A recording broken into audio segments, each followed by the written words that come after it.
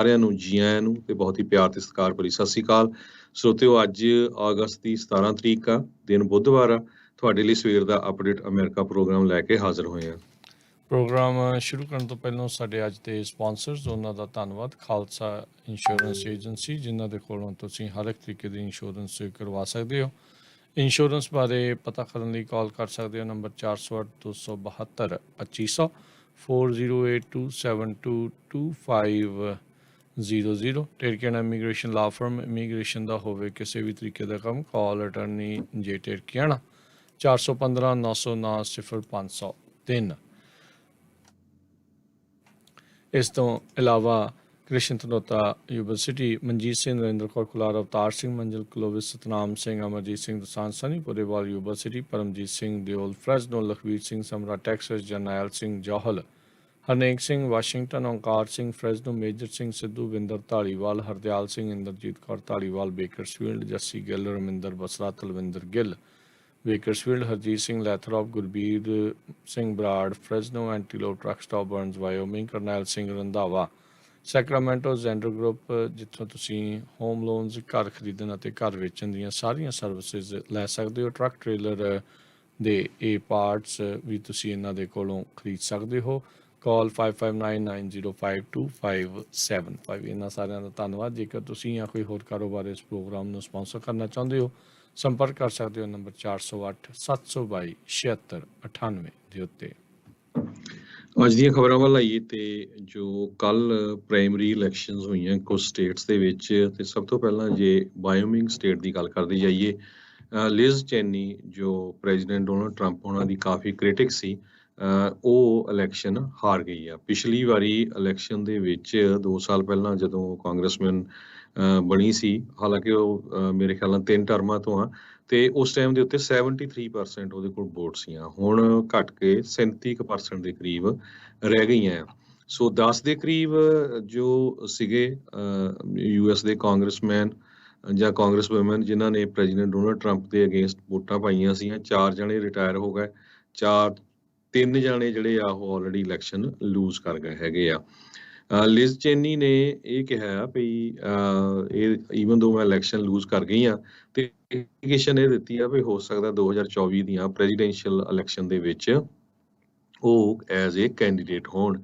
ਸਰੋਤਿਆਂ ਨੂੰ ਦੱਸਦੀ ਜਾਈਏ, ਲਿਜ਼ ਚੇਨੀ ਨਾਲ ਪ੍ਰੈਜ਼ੀਡੈਂਟ ਡੋਨਲਡ ਟਰੰਪ ਉਹਨਾਂ ਦੀ ਕਾਫੀ ਪ੍ਰੋਬਲਮ ਸੀ, ਖਾਸ ਕਰਕੇ ਉਹਨਾਂ ਦੀ ਜਦੋਂ ਜਿਹੜੀ ਗੱਲਬਾਤ ਸੀਗੀ ਇਲੈਕਸ਼ਨ, ਜਿਹੜੀ ਰੇਗਡ ਇਲੈਕਸ਼ਨ ਆ ਉਹਨੂੰ ਲੈ ਕੇ। ਤੇ ਇਸ ਤੋਂ ਪਹਿਲਾਂ ਵੀ ਡਿਕ ਚੇਨੀ ਜੋ ਹੈਗੇ ਵਾਈਸ ਪ੍ਰੈਜ਼ੀਡੈਂਟ ਰਹੇ ਆ, ਜਿਨ੍ਹਾਂ ਦੀ ਡਾਟਰ ਲਿਜ਼ ਚੇਨੀ, ਉਹਨਾਂ ਦੇ ਅਗੇਂਸਟ ਪ੍ਰੈਜ਼ੀਡੈਂਟ ਡੋਨਲਡ ਟਰੰਪ ਬਹੁਤ ਬੋਲਦੇ ਰਹੇ ਆ ਵੀ ਇਰਾਕ ਵਾਰ ਦੇ ਵਿੱਚ ਡਿਕ ਚੇਨੀ ਬਹੁਤ ਰਿਸਪੌਂਸੀਬਲ ਇਹ ਪਰਸਨ ਸੀ ਜਿਸ ਨੇ ਇਹ ਲੜਾਈ ਸ਼ੁਰੂ ਕੀਤੀ, ਜੋ ਕਿ ਸਾਨੂੰ ਕਰਨੀ ਨਹੀਂ ਚਾਹੀਦੀ ਸੀ। ਸੋ ਚੇਨੀ ਪਰਿਵਾਰ ਦੇ ਨਾਲ ਕਾਫੀ ਖੁੰਦਕ ਚੱਲ ਰਹੀ ਸੀ, ਤੇ ਇਸੇ ਤਰ੍ਹਾਂ ਪ੍ਰੈਜ਼ੀਡੈਂਟ ਜਾਰਜ ਬੁਸ਼ ਉਹਨਾਂ ਦੇ ਪਰਿਵਾਰ ਦੇ ਨਾਲ ਵੀ। ਜੀ ਬਿਲਕੁਲ। ਸੋ ਲਿਜ਼ ਚੇਨੀ ਦੀ ਇਹ ਜਿਹੜੀ ਹਾਰ ਆ ਉਸ ਨੂੰ ਜਿਹੜੇ ਇਸ ਹਿਸਾਬ ਦੇ ਨਾਲ ਦੇਖਿਆ ਜਾ ਰਿਹਾ ਵੀ ਟਰੰਪ ਹੁਣਾਂ ਦਾ ਗਲਬਾ ਰਿਪਬਲਿਕਨ ਪਾਰਟੀ ਦੇ ਉੱਤੇ ਪੂਰੀ ਤਰ੍ਹਾਂ ਕਾਇਮ ਆ, ਤੇ ਉਹਨਾਂ ਦੀ ਪਕੜ ਜਿਹੜੀ ਆ ਰਿਪਬਲਿਕਨ ਪਾਰਟੀ ਦੇ ਉੱਤੇ ਇਸ ਟਾਈਮ ਪੂਰੀ ਤਰ੍ਹਾਂ ਜਿਹੜੀ ਆ ਉਹ ਪੱਕੀ ਹੋ ਚੁੱਕੀ ਆ। ਸੋ ਈਵਨ ਦੋ ਬਹੁਤ ਸਾਰੀਆਂ ਗੱਲਾਂ ਟਰੰਪ ਹੁਣਾਂ ਦੇ ਬਾਬਤ ਸਾਹਮਣੇ ਨੇ, ਪਰ ਜਿਹੜੇ ਸਪੋਰਟਰਸ ਆ ਉਹ ਉਹਨਾਂ ਦੇ ਹੱਕ ਦੇ ਵਿੱਚ ਹੀ ਜਿਹੜੇ ਉਹ ਭੁਗਤ ਰਹੇ ਆ। ਉੱਧਰ ਉਪ ਰਾਸ਼ਟਰਪਤੀ, ਸਾਬਕਾ ਉਪ ਰਾਸ਼ਟਰਪਤੀ ਮਾਈਕ ਪੈਂਸ, ਉਹਨਾਂ ਨੇ ਇਹ ਗੱਲ ਆਖੀ ਆ ਵੀ ਜੇ 6 ਜਨਵਰੀ ਦੀ ਕਮੇਟੀ ਮੈਨੂੰ ਟੈਸਟੀਫਾਈ ਕਰਨ ਦੇ ਲਈ ਆਖਦੀ ਆ, ਉਹਨਾਂ ਦੇ ਮੂਹਰੇ ਪੇਸ਼ ਹੋਣ ਦੇ ਲਈ ਆਖਦੀ ਆ, ਤੇ ਉਹ ਸੋਚਣਗੇ, ਵਿਚਾਰਨਗੇ ਵੀ ਉਹ ਟੈਸਟੀਫਾਈ ਕਰਨਗੇ ਜਾਂ ਨਹੀਂ। ਉਹਨਾਂ ਨੇ ਸਿੱਧੇ ਪੱਕੇ ਤੌਰ ਦੇ ਉੱਤੇ ਨਾ ਜਿਹੜੀ ਆ ਉਹ ਨਹੀਂ ਕੀਤੀ, ਉਹਨਾਂ ਨੇ ਇਸ ਦੇ ਬਾਰੇ ਸੋਚਣ ਨੂੰ ਤਰਜੀਹ ਜਿਹੜੀ ਉਹ ਦਿੱਤੀ ਹੈਗੀ ਆ। ਸੋ ਸਾਬਕਾ ਉਪ ਰਾਸ਼ਟਰਪਤੀ ਮਾਈਕ ਪੈਂਸ ਇਹ ਵੀ 2024 ਦੇ ਵਿੱਚ ਸੰਭਾਵੀ ਤੌਰ ਦੇ ਉੱਤੇ ਰਿਪਬਲਿਕਨ ਪਾਰਟੀ ਦੇ ਕੈਂਡੀਡੇਟਸ ਦੇ ਵਿੱਚੋਂ ਜਿਹੜੇ ਇੱਕ ਉਹ ਹੋ ਸਕਦੇ। ਉੱਧਰ ਲਿਜ਼ ਚੇਨੀ ਨੇ ਵੀ ਜਿਹੜਾ ਪ੍ਰੈਜ਼ੀਡੈਂਸ਼ੀਅਲ ਰਨ ਦੇ ਬਾਰੇ ਉਹ ਗੱਲ ਆਖੀ ਆ। ਆਲਦੋ ਵਾਇਓਮਿੰਗ ਦੀ ਜਿਹੜੀ ਲੋਨ ਕਾਂਗਰੈਸ਼ਨਲ ਸੀਟ ਹੈਗੀ ਸੀ ਇਕੱਲੀ, ਉਸ ਦੇ ਵਿੱਚ ਉਸਨੂੰ ਜਿਹੜੀ ਵੱਡੀ ਹਾਰ ਦਾ ਜਿਹੜਾ ਉਹ ਸਾਹਮਣਾ ਕਰਨਾ ਪਿਆ ਹੈਗਾ ਆ। ਸੋ ਇਹ ਹੁਣ ਦੇਖਦੇ ਹਾਂ ਵੀ ਅੱਗੇ ਜਿਹੜਾ ਉਹ ਕੀ ਬਣਦਾ ਆ। ਉੱਧਰ ਜਿਹੜੇ ਅਲਾਸਕਾ ਦੇ ਵਿੱਚ ਜਿਹੜਾ ਹਰਜੋਤ ਸਿੰਘ ਜੀ, ਉਧਰ ਵੀ ਮਰਕੋਸਕੀ ਤੇ ਜਿਹੜੀ ਸਾਰਾ ਪੈਲਨ ਆ ਉਹ ਐਡਵਾਂਸ ਕਰ ਗਏ ਨੇ ਜਨਰਲ ਇਲੈਕਸ਼ਨ ਦੇ ਵੱਲ ਨੂੰ। ਸੋ ਉਹ ਜਿਹੜੀਆਂ ਪ੍ਰਾਇਮਰੀਜ਼ ਦੇ ਵਿੱਚ ਵੀ ਸਾਰਾ ਪੈਲਨ ਇੱਕ ਵਾਰੀ ਫਿਰ ਇੱਕ ਵਾਰੀ ਫਿਰ ਪੋਲੀਟਿਕਸ ਦੇ ਵਿੱਚ, ਐਕਟਿਵ ਪੋਲੀਟਿਕਸ ਦੇ ਵਿੱਚ ਵਾਪਸੀ ਜਿਹੜੀ ਆ ਉਹ ਕਰ ਰਹੀ ਆ। ਸਾਰਾ ਪੈਲਨ ਇੱਕ ਟਾਈਮ ਦੇ ਉੱਤੇ ਆਈ ਥਿੰਕ ਜਿਹੜੇ ਰੋਮਨੀ ਸੀ ਉਹਨਾਂ ਦੇ ਨਾਲ ਵਾਈਸ ਵਾਈਸ ਪ੍ਰੈਜ਼ੀਡੈਂਸ਼ੀਅਲ ਪ੍ਰੈਜ਼ੀਡੈਂਟ ਮੇਰੇ ਖਿਆਲ ਨਾਲ ਜੋ ਐਰੀਜ਼ੋਨਾ ਤੋਂ ਸੀਗੇ ਸੈਨੇਟਰ ਜਿਹੜੇ ਮਰਹੂਮ ਜਿਹੜੇ ਸੈਨੇਟਰ ਉੱਥੋਂ ਦੇ ਜਿਹੜੇ ਉਹ ਰਹੇ ਨੇ ਉਹਨਾਂ ਦੇ ਨਾਲ ਜਿਹੜੇ ਇਹਨਾਂ ਦਾ ਨਾਮ ਸੀਗਾ ਵਾਈਸ ਪ੍ਰੈਜ਼ੀਡੈਂਸ਼ੀਅਲ ਕੈਂਡੀਡੇਟ ਦੇ ਵਜੋਂ ਸੀਗੀ। ਉਸ ਤੋਂ ਬਾਅਦ ਦੇ ਵਿੱਚ ਕਾਫੀ ਟਾਈਮ ਸੱਤਾ ਤੋਂ ਜਿਹੜੇ ਉਹ ਇੱਕ ਹਿਸਾਬ ਦੇ ਨਾਲ ਬਾਹਰ ਰਹੇ ਆ ਤੇ ਪਰ ਹੁਣ ਮੁੜ ਵਾਪਸੀ ਜਿਹੜੀ ਆ ਉਹ ਇਹਨਾਂ ਇਲੈਕਸ਼ਨਸ ਦੇ ਵਿੱਚ ਜਿਹੜੀ ਉਹ ਉਹਨਾਂ ਨੇ ਕੀਤੀ ਆ। ਐਕਟਿਵ ਜਿਹੜੀ ਪੋਲੀਟਿਕਸ ਦੇ ਵਿੱਚ ਉਹ ਆ ਚੁੱਕੇ ਨੇ। ਸੋ ਬਿਲਕੁਲ ਵਾਈਸ ਪ੍ਰੈਜ਼ੀਡੈਂਸ਼ੀਅਲ ਕੈਂਡੀਡੇਟ ਰਹੀ ਆ ਸਾਰਾ ਪੈਲਨ 2008 ਦੀਆਂ ਇਲੈਕਸ਼ਨ ਦੇ ਵਿੱਚ ਸੈਨੇਟਰ ਜੌਨ ਮਕੇਨ ਹੋਣਾ ਦੇ ਨਾਲ। ਇਸ ਤੋਂ ਪਹਿਲਾਂ ਅਲਾਸਕਾ ਦੀ ਗਵਰਨਰ ਵੀ ਉਹ ਰਹੀ ਹੈਗੀ ਆ 2006 ਤੋਂ ਲੈ ਕੇ 2009 ਤੱਕ। ਅਗਲੀ ਜਿਹੜੀ ਗੱਲ ਕਰਦੇ ਜਾਈਏ ਰੂਡੀ ਗੁਲਿਆਨੀ ਆ, ਉਹਨਾਂ ਨੂੰ ਅਟਲਾਂਟਾ ਜਾਰਜੀਆ ਦੀ ਜਿਹੜੀ ਗ੍ਰੈਂਡ ਜੂਰੀ ਆ ਉਸ ਦਾ ਸਾਹਮਣਾ ਜਿਹੜਾ ਆ ਉਹ ਕਰਨਾ ਪੈ ਸਕਦਾ ਹੈ। ਸੋ ਉਸ ਦੇ ਮੂਹਰੇ ਜਿਹੜੇ ਉਹ ਆਏ ਨੇ ਸਾਬਕਾ ਨਿਊਯਾਰਕ ਦੇ ਜਿਹੜੇ ਮੇਅਰ ਤੇ ਡੋਨਲਡ ਟਰੰਪ ਉਹਨਾਂ ਦੇ ਕੈਂਪੇਨ ਦੇ ਵਿੱਚ ਮੁੱਖ ਭੂਮਿਕਾ ਤੇ ਉਹਨਾਂ ਦੇ ਪਰਸਨਲ ਲਾਇਰ ਦੇ ਵਜੋਂ ਜਿਹੜੀਆਂ ਇਹਨਾਂ ਨੇ ਕੰਮ ਜਿਹੜੇ ਉਹ ਕੀਤੇ ਆ। 2020 ਦੀਆਂ ਪ੍ਰੈਜ਼ੀਡੈਂਸ਼ੀਅਲ ਇਲੈਕਸ਼ਨ ਦੇ ਵਿੱਚ ਹਾਰ ਤੋਂ ਬਾਅਦ ਦੇ ਵਿੱਚ ਇਹਨਾਂ ਨੇ ਕਾਫੀ ਝੂਠੇ ਜਿਹੜੇ ਦਾਅਵੇ ਇਲੈਕਸ਼ਨ ਦੇ ਨਤੀਜਿਆਂ ਨੂੰ ਲੈ ਕੇ, ਇਲੈਕਸ਼ਨ ਨੂੰ ਲੈ ਕੇ ਕਿਤੇ ਖੁਦ ਟਰੰਪ ਹੋਣਾ ਦੇ ਨਾਲ।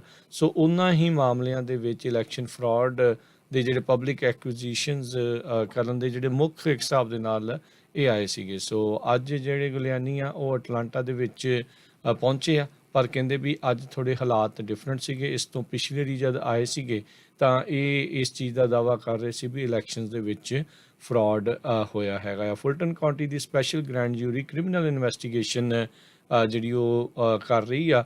ਪੋਸਟ ਇਲੈਕਸ਼ਨ ਮੈਡਲਿੰਗ ਜਿਹੜੀ ਟਰੰਪ ਹੋਣਾ ਦੇ ਦੁਆਰਾ ਤੇ ਉਹਨਾਂ ਦੇ ਸਾਥੀਆਂ ਦੇ ਦੁਆਰਾ ਕੋਸ਼ਿਸ਼ ਕੀਤੀ ਗਈ ਨਤੀਜਿਆਂ ਨੂੰ ਜਿਹੜੀ ਆ ਉਹ ਬਦਲਣ ਦੇ ਲਈ ਜਾਂ ਉਸ ਦੇ ਉੱਤੇ ਬਦਲਣ ਦੇ ਵਿੱਚ ਦਬਾਅ ਪਾਉਣ ਦੇ ਲਈ ਉਸ ਦੀ ਜਿਹੜੀ ਇਨਵੈਸਟੀਗੇਸ਼ਨ ਆ ਉਹ ਚੱਲ ਰਹੀ ਹੈਗੀ ਆ। ਸੋ ਅੱਜ ਜਿਹੜੇ ਰੂਡੀ ਗੁਲਿਆਨੀ ਆ ਉਹ ਉੱਥੇ ਗ੍ਰੈਂਡ ਜੂਰੀ ਦੇ ਸਾਹਮਣੇ ਜਿਹੜੇ ਆ ਉਹ ਪੇਸ਼ ਹੋਏ ਹੈਗੇ ਆ। ਫੁਲਟਨ ਕਾਉਂਟੀ ਦੇ ਡਿਸਟ੍ਰਿਕਟ ਅਟਾਰਨੀ ਫੈਨੀ ਟੀ ਵੈਲਜ਼ ਉਹਨਾਂ ਨੇ FBI ਨੂੰ ਆਖਿਆ ਆ ਵੀ ਉਹ ਜਿਹੜੀ ਸਿਕਿਉਰਿਟੀ ਆ ਡਾਊਨਟਾਊਨ ਕੋਰਟ ਹਾਊਸ ਦੇ ਵਿੱਚ ਜਿਹੜੇ ਉਹ ਵਧਾਉਣ, ਕਿਉਂਕਿ ਉਹਨਾਂ ਨੇ ਕਿਹਾ ਵੀ ਟਰੰਪ ਹੋਣਾ ਨੂੰ ਜਦੋਂ ਇਸ ਤਰੀਕੇ ਦੇ ਨਾਲ ਕੀਤਾ ਆ ਤੇ ਉਹ ਉਹਨਾਂ ਦੇ ਜਿਹੜੇ ਸਮਰਥਕ ਆ ਉਹ ਕੁਛ ਵੀ ਕਰ ਸਕਦੇ, ਕਿਉਂਕਿ ਟਰੰਪ ਹੋਣਾ ਨੇ ਇੱਥੋਂ ਤੱਕ ਵੀ ਆਖ ਦਿੱਤਾ ਵੀ ਜਿਹੜੇ ਪ੍ਰੋਸੀਕਿਊਟਰ ਆ ਉਹ ਹੌਰੀਬਲ ਪੀਪਲ ਤੇ ਵਿਸ਼ੀਅਸ ਪੀਪਲ ਆ ਤੇ ਉਹਨਾਂ ਦੇ ਜਿਹੜੇ ਕਰਿੰਦੇ ਆ ਟਰੰਪ ਹੋਣਾ ਦੇ ਜਿਹੜੇ ਆ ਉਹ ਅੱਜ ਕੱਲ੍ਹ ਆਪਾਂ ਨੂੰ ਪਤਾ ਵੀ FBI ਦੇ ਵਿੱਚ ਵੀ ਲੈ ਕੇ ਚੀਜ਼ਾਂ ਜਿਹੜੀਆਂ ਪਹੁੰਚ ਜਾਂਦੇ, ਕੈਪੀਟਲ ਤੱਕ ਵੀ ਜਿਹੜੇ ਉਹ ਪਹੁੰਚੇ ਸੀ। ਸੋ ਫੁਲਟਨ ਕਾਉਂਟੀ ਦੇ ਜਿਹੜੇ ਡਿਸਟ੍ਰਿਕਟ ਅਟਾਰਨੀ ਆ ਉਹਨਾਂ ਨੂੰ ਇਹ ਡਰ ਜਿਹੜਾ ਉਹ ਸੀਗਾ। ਸੋ ਇਸ ਲਈ ਉਹਨਾਂ ਨੇ FBI ਨੂੰ ਆਖਿਆ ਵੀ ਸਿਕਿਉਰਿਟੀ ਜਿਹੜੀ ਉਹ ਸਾਡੀ ਹੋਰ ਵਧਾ ਦਿੱਤੀ ਜਾਵੇ। ਅਗਲੀ ਖਬਰ ਰਸ਼ੀਆ ਤੇ ਯੂਕਰੇਨ ਤੋਂ ਆ ਰਹੀ ਆ। ਕਰੀਮੀਆ ਦੇ ਵਿੱਚ ਕੰਡੀਸ਼ਨ ਬਹੁਤ ਬੈਡ ਚੱਲ ਰਹੀ ਹੈ ਇਸ ਵੇਲੇ, ਕਿਉਂਕਿ ਉੱਥੇ ਰਸ਼ੀਆ ਨੇ ਕੁਝ ਪਾਰਟ ਆਪਣੇ ਹਿੱਸੇ ਦੇ ਵਿੱਚ ਕੰਟਰੋਲ ਕਰ ਲਿਆ ਸੀ ਯੂਕਰੇਨ ਦਾ, ਤੇ ਯੂਕਰੇਨ ਦੀ ਸਰਕਾਰ ਨੇ ਪਿਛਲੇ ਦਿਨਾਂ ਦੇ ਵਿੱਚ ਕਾਫੀ ਬੰਬਾਰਡਮੈਂਟ ਉੱਥੇ ਕੀਤੀ ਆ। 100 ਤੋਂ ਵੱਧ ਕਹਿੰਦੇ ਰਸ਼ੀਆ ਦੇ ਫੌਜੀ ਮਾਰੇ ਜਾ ਚੁੱਕੇ ਹੈਗੇ ਆ। ਯੂਕਰੇਨ ਦੇ ਪ੍ਰੈਜ਼ੀਡੈਂਟ ਜ਼ੈਲੈਂਸਕੀ ਨੇ ਇਹ ਕਿਹਾ ਆ ਵੀ ਜਿੰਨੇ ਵੀ ਲੋਕ ਚਾਹੇ ਤੁਸੀਂ ਕਬਜ਼ੇ 'ਚ ਆ ਗਏ ਆ ਰਸ਼ੀਆ ਦੇ ਡੋਨਬਾਸ ਤੇ ਖਾਰਕਿਵ ਵਾਲਾ ਏਰੀਆ, ਪਰ ਜੋ ਇੰਸਟਾਲੇਸ਼ਨਸ ਹੈਗੀਆਂ ਰਸ਼ੀਆ ਦੀਆਂ, ਮਤਲਬ ਕਿ ਜੋ ਉੱਥੇ ਮਿਲਟਰੀ ਦਾ ਸਮਾਨ ਆ ਉਹਦੇ ਲਾਗੇ ਛਾਗੇ ਨਾ ਜਾਓ ਰਸ਼ੀਆ ਦੀ ਮਿਲਟਰੀ ਫੈਸਿਲਿਟੀਜ਼ ਦੇ, ਕਿਉਂਕਿ ਆਪਾਂ ਉਹਨਾਂ ਨੂੰ ਫਿਰ ਇੱਕ ਵਾਰ ਵਾਪਸ ਉੱਥੋਂ ਧੱਕਣਾ ਹੈਗਾ ਆ ਤਾਂ ਕਿ ਆਮ ਲੋਕ ਜਿਹੜੇ ਆ ਉੱਥੇ ਮਾਰੇ ਨਾ ਜਾ ਸਕਣ। ਹੋਰ ਨਿਊਜ਼ ਇਹ ਆ ਰਹੀ ਆ ਰਸ਼ੀਆ ਤੇ ਯੂਕਰੇਨ ਦੇ ਸੰਬੰਧ ਦੇ ਵਿੱਚ ਯੂਨਾਈਟਿਡ ਨੇਸ਼ਨ ਦੇ ਸੈਕਟਰੀ ਜਨਰਲ ਐਂਟੋਨੀਓ ਗੁਟਰੇਸ ਉਹ ਲਵੀਵ ਯੂਕਰੇਨ ਦੇ ਵਿੱਚ ਟਰੈਵਲ ਕਰਨ ਜਾ ਰਹੇ ਆ ਵੀਰਵਾਰ ਨੂੰ, ਤੇ ਉਹ ਟਰਕਿਸ਼ ਪ੍ਰੈਜ਼ੀਡੈਂਟ ਰੈਸਿਪ ਟਾਇਪ ਅਰਦੋਗਨ ਤੇ ਪ੍ਰੈਜ਼ੀਡੈਂਟ ਜ਼ੈਲੈਂਸਕੀ ਨੂੰ ਮਿਲਣਗੇ। ਤਿੰਨੇ ਜਾਣੇ ਕੁਝ ਮੁੱਦਿਆਂ ਦੇ ਉੱਤੇ ਗੱਲਬਾਤ ਕਰਨਗੇ। ਇੱਕ ਬਲੈਕ ਸੀ ਇਨੀਸ਼ੀਏਟਿਵ ਹੈਗਾ ਜਿਹਦੇ ਮੁਤਾਬਕ ਯੂਕਰੇਨ ਤੋਂ ਜੋ ਦਾਣੇ ਆ ਜਾਂ ਕਣਕ ਆ, ਫੂਡ ਆ, ਉਸ ਨੂੰ ਕਿਸ ਤਰ੍ਹਾਂ ਐਕਸਪੋਰਟ ਉਹਦੇ ਥਰੂ ਕੀਤਾ ਜਾ ਸਕਦਾ ਹੈਗਾ। ਤੇ ਗੁਟਰੇਜ਼ ਜ਼ੇਲੈਂਸਕੀ ਨਾਲ ਗੱਲਬਾਤ ਕਰਕੇ ਖਾਸ ਕਰਕੇ ਜੋ ਨਿਊਕਲੀਅਰ ਪਾਵਰ ਪਲਾਂਟ ਹੈਗਾ ਜ਼ੈਪਰਜੀਆ ਵਾਲਾ ਉਸ ਨੂੰ ਕਾਫੀ ਚਿੰਤਤ ਹੈਗੇ ਆ। ਉਹਦੇ ਸੰਬੰਧ ਦੇ ਵਿੱਚ ਵੀ ਤਿੰਨੇ ਜਾਣੇ ਇਹ ਗੱਲਬਾਤ ਕਰਨਗੇ। ਜੀ ਅਗਲੀ ਜਿਹੜੀ ਗੱਲ ਕਰਦੇ ਜਾਈਏ, ਟਰੰਪ ਹੁਣਾਂ ਦੇ ਦੁਆਰਾ ਜਿਹੜੇ ਕਲਾਸੀਫਾਈਡ ਡਾਕੂਮੈਂਟਸ ਆਪਣੇ ਨਾਲ ਲੈ ਕੇ ਜਾਣ ਤੋਂ ਬਾਅਦ 'ਚ ਜਿਹੜੀ ਉੱਥੇ ਛਾਪੇਮਾਰੀ ਹੋਈ ਆ ਤੇ ਕਾਫੀ ਮਾਹੌਲ ਜਿਹੜਾ ਇਸ ਟਾਈਮ ਕਹਿ ਲਓ ਵੀ ਸੰਵੇਦਨਸ਼ੀਲ ਜਿਹੜਾ ਬਣਿਆ ਹੋਇਆ ਉਸ ਨੂੰ ਲੈ ਕੇ, ਉਹਨਾਂ ਦੇ ਸਪੋਰਟਰਸ ਤੇ ਉਹਨਾਂ ਦੇ ਜਿਹੜੇ ਕ੍ਰਿਟਿਕਸ ਆ ਉਹਨਾਂ ਨੂੰ ਲੈ ਕੇ ਹੁਣ ਟਰੰਪ ਹੁਣੀ ਇਹ ਦਾਅਵਾ ਕਰ ਰਿਹਾ ਵੀ ਮੈਂ ਉਹ ਜਿਹੜੇ ਡਾਕੂਮੈਂਟਸ ਆ ਡੀਕਲਾਸੀਫਾਈ ਕਰ ਦਿੱਤੇ ਸੀਗੇ, ਜਦ ਕਿ ਜਿਹੜੇ FBI ਦੇ ਦੁਆਰਾ ਕਿਹੜੇ ਡਾਕੂਮੈਂਟ ਲੈ ਕੇ ਗਏ ਆ, ਸੀਜ਼ ਕਰਕੇ ਲੈ ਕੇ ਗਏ, ਉਹਨਾਂ ਬਾਰੇ ਅਜੇ ਕਿਸੇ ਨੂੰ ਪਤਾ ਨਹੀਂ ਹੈਗਾ। ਸੋ ਜੇ ਉਹਨਾਂ ਨੇ ਡੀਕਲਾਸੀਫਾਈ ਕੀਤੇ ਹੈਗੇ ਆ ਤੇ ਉਹ ਐਕਸਪਰਟਸ ਜਿਹੜੇ ਮੰਨ ਰਹੇ ਆ ਵੀ ਜਿਹੜੇ ਟਰੰਪ ਉਹਨਾਂ ਦਾ ਇੱਕ ਕਲੇਮ ਆ, ਕਹਿੰਦੇ ਵੀ ਇਦਾਂ ਦੀ ਕੋਈ ਜਾਦੂਈ ਛੜੀ ਤਾਂ ਨਹੀਂ ਹੁੰਦੀ ਵੀ ਪ੍ਰੈਜ਼ੀਡੈਂਟ ਜਿਹੜਾ ਉਹ ਡੀਕਲਾਸੀਫਾਈ ਕਰ ਸਕਦਾ ਹੈ ਇੱਦਾਂ ਹੀ ਜਿਹੜੇ ਉਹ ਡਾਕੂਮੈਂਟਸ ਨੂੰ ਬਗੈਰ ਕਿਤੇ ਉਹ ਦੱਸੇ। ਪਰ ਇਸੇ ਦੇ ਉਲਟ ਜਿਹੜੇ ਸਾਬਕਾ ਉਪ ਰਾਸ਼ਟਰਪਤੀ ਰਹੇ ਡਿਕ ਚੇਨੀ, ਉਹਨਾਂ ਦੇ ਚੀਫ ਆਫ ਸਟਾਫ ਲੂਇਸ ਲਿਬੀ, ਉਹਨਾਂ ਨੇ ਇੱਕ ਫੈਡਰਲ ਗ੍ਰੈਂਡ ਜੂਰੀ ਨੂੰ 2004 ਦੇ ਵਿੱਚ ਇਹ ਚੀਜ਼ ਆਖੀ ਸੀ ਵੀ ਕਹਿੰਦੇ ਵੀ ਜਦੋਂ ਵੀ ਕੋਈ ਰਾਸ਼ਟਰਪਤੀ ਕਿਸੇ ਵੀ ਡਾਕੂਮੈਂਟ ਦੇ ਬਾਰੇ ਗੱਲ ਕਰਦਾ ਆ ਤੇ ਉਹ ਉਸ ਨੂੰ ਡੀਕਲਾਸੀਫਾਈਡ ਡਾਕੂਮੈਂਟ ਉਸੇ ਟਾਈਮ ਦੇ ਉੱਤੇ ਮੰਨਿਆ ਜਾਂਦਾ ਆ। ਇਹਦੇ ਵਿੱਚ ਕਹਿੰਦੇ ਕੋਈ ਪ੍ਰੋਸੈਸ ਜਿਹੜਾ ਉਹ ਨਹੀਂ ਹੁੰਦਾ ਕੌਂਸਲ ਦੇ ਜਿਹੜਾ ਉਹ ਮੁਤਾਬਕ ਜਿਹਦੇ ਥਰੂ ਇਸ ਨੂੰ ਜਿਹੜਾ ਉਹ ਜਾਣਾ ਪੈਂਦਾ। ਪਰ ਜਿਹੜੇ ਮੌਜੂਦਾ ਤੌਰ ਦੇ ਉੱਤੇ ਐਕਸਪਰਟਸ ਆ ਉਹ ਇਹ ਕਹਿੰਦੇ ਆ ਵੀ ਇਹਦਾ ਇੱਕ ਪ੍ਰੋਸੈਸ ਹੁੰਦਾ ਆ ਵੀ ਜਿਹੜੇ ਡਾਕੂਮੈਂਟਸ ਆ ਉਹਨਾਂ ਨੂੰ ਕਿਸ ਤਰੀਕੇ ਦੇ ਨਾਲ ਡੀਕਲਾਸੀਫਾਈ ਕੀਤਾ ਜਿਹੜਾ ਉਹ ਜਾਂਦਾ ਹੈਗਾ ਆ। ਸੋ ਇਹ ਫੈਡਰਲ ਇਨਵੈਸਟੀਗੇਟਰਸ ਆ ਇਹ ਹੁਣ ਦੇਖ ਰਹੇ ਹੈਗੇ ਆ ਵੀ ਇਹ ਜਿਹੜੇ ਡਾਕੂਮੈਂਟਸ ਦੇ ਨਾਲ ਕੀ ਵਾਕਈ ਨੈਸ਼ਨਲ ਸਿਕਿਉਰਿਟੀ ਨੂੰ ਕੋਈ ਖਤਰਾ ਰਿਹਾ ਹੈ ਕਿ ਨਹੀਂ। ਇਹ ਨਿਊਕਲੀਅਰ ਦੇ ਨਾਲ ਸੰਬੰਧਿਤ ਜਿਹੜੇ ਡਾਕੂਮੈਂਟਸ ਆ ਉਹ ਮੰਨੇ ਜਾ ਰਹੇ ਨੇ। ਸੋ ਇਹ ਸਰਚ ਵਾਰੰਟ ਹਫ਼ਤਾ ਕੁ ਪਹਿਲਾਂ ਟਰੰਪ ਹੋਣਾ ਦੇ ਮਾਰ-ਆ-ਲਾਗੋ ਸਟੇਟ ਦੇ ਵਿੱਚ ਉਹਨਾਂ ਨੇ ਜਿਹੜੀ ਆ ਉਹ ਕੀਤੀ ਸੀ, FBI ਦੇ ਦੁਆਰਾ ਛਾਪੇਮਾਰੀ ਕੀਤੀ ਗਈ ਸੀ ਤੇ ਕਈ ਕਹਿੰਦੇ ਕਲਾਸੀਫਾਈਡ ਡਾਕੂਮੈਂਟਸ ਆ ਉੱਥੋਂ ਰਿਮੂਵ ਕੀਤੇ ਸੀ। ਫਿਰ ਇਹਨਾਂ ਦੇ ਪਾਸਪੋਰਟ ਵੀ ਲੈ ਗਏ ਸੀ ਜਿਹੜੇ ਕਿ ਕੱਲ ਟਰੰਪ ਹੋਣਾ ਨੂੰ ਵਾਪਸ ਕਰ ਦਿੱਤੇ ਗਏ ਸੀਗੇ। ਅਗਲੀ ਖਬਰ ਵਿੱਚ ਚਲੀਏ।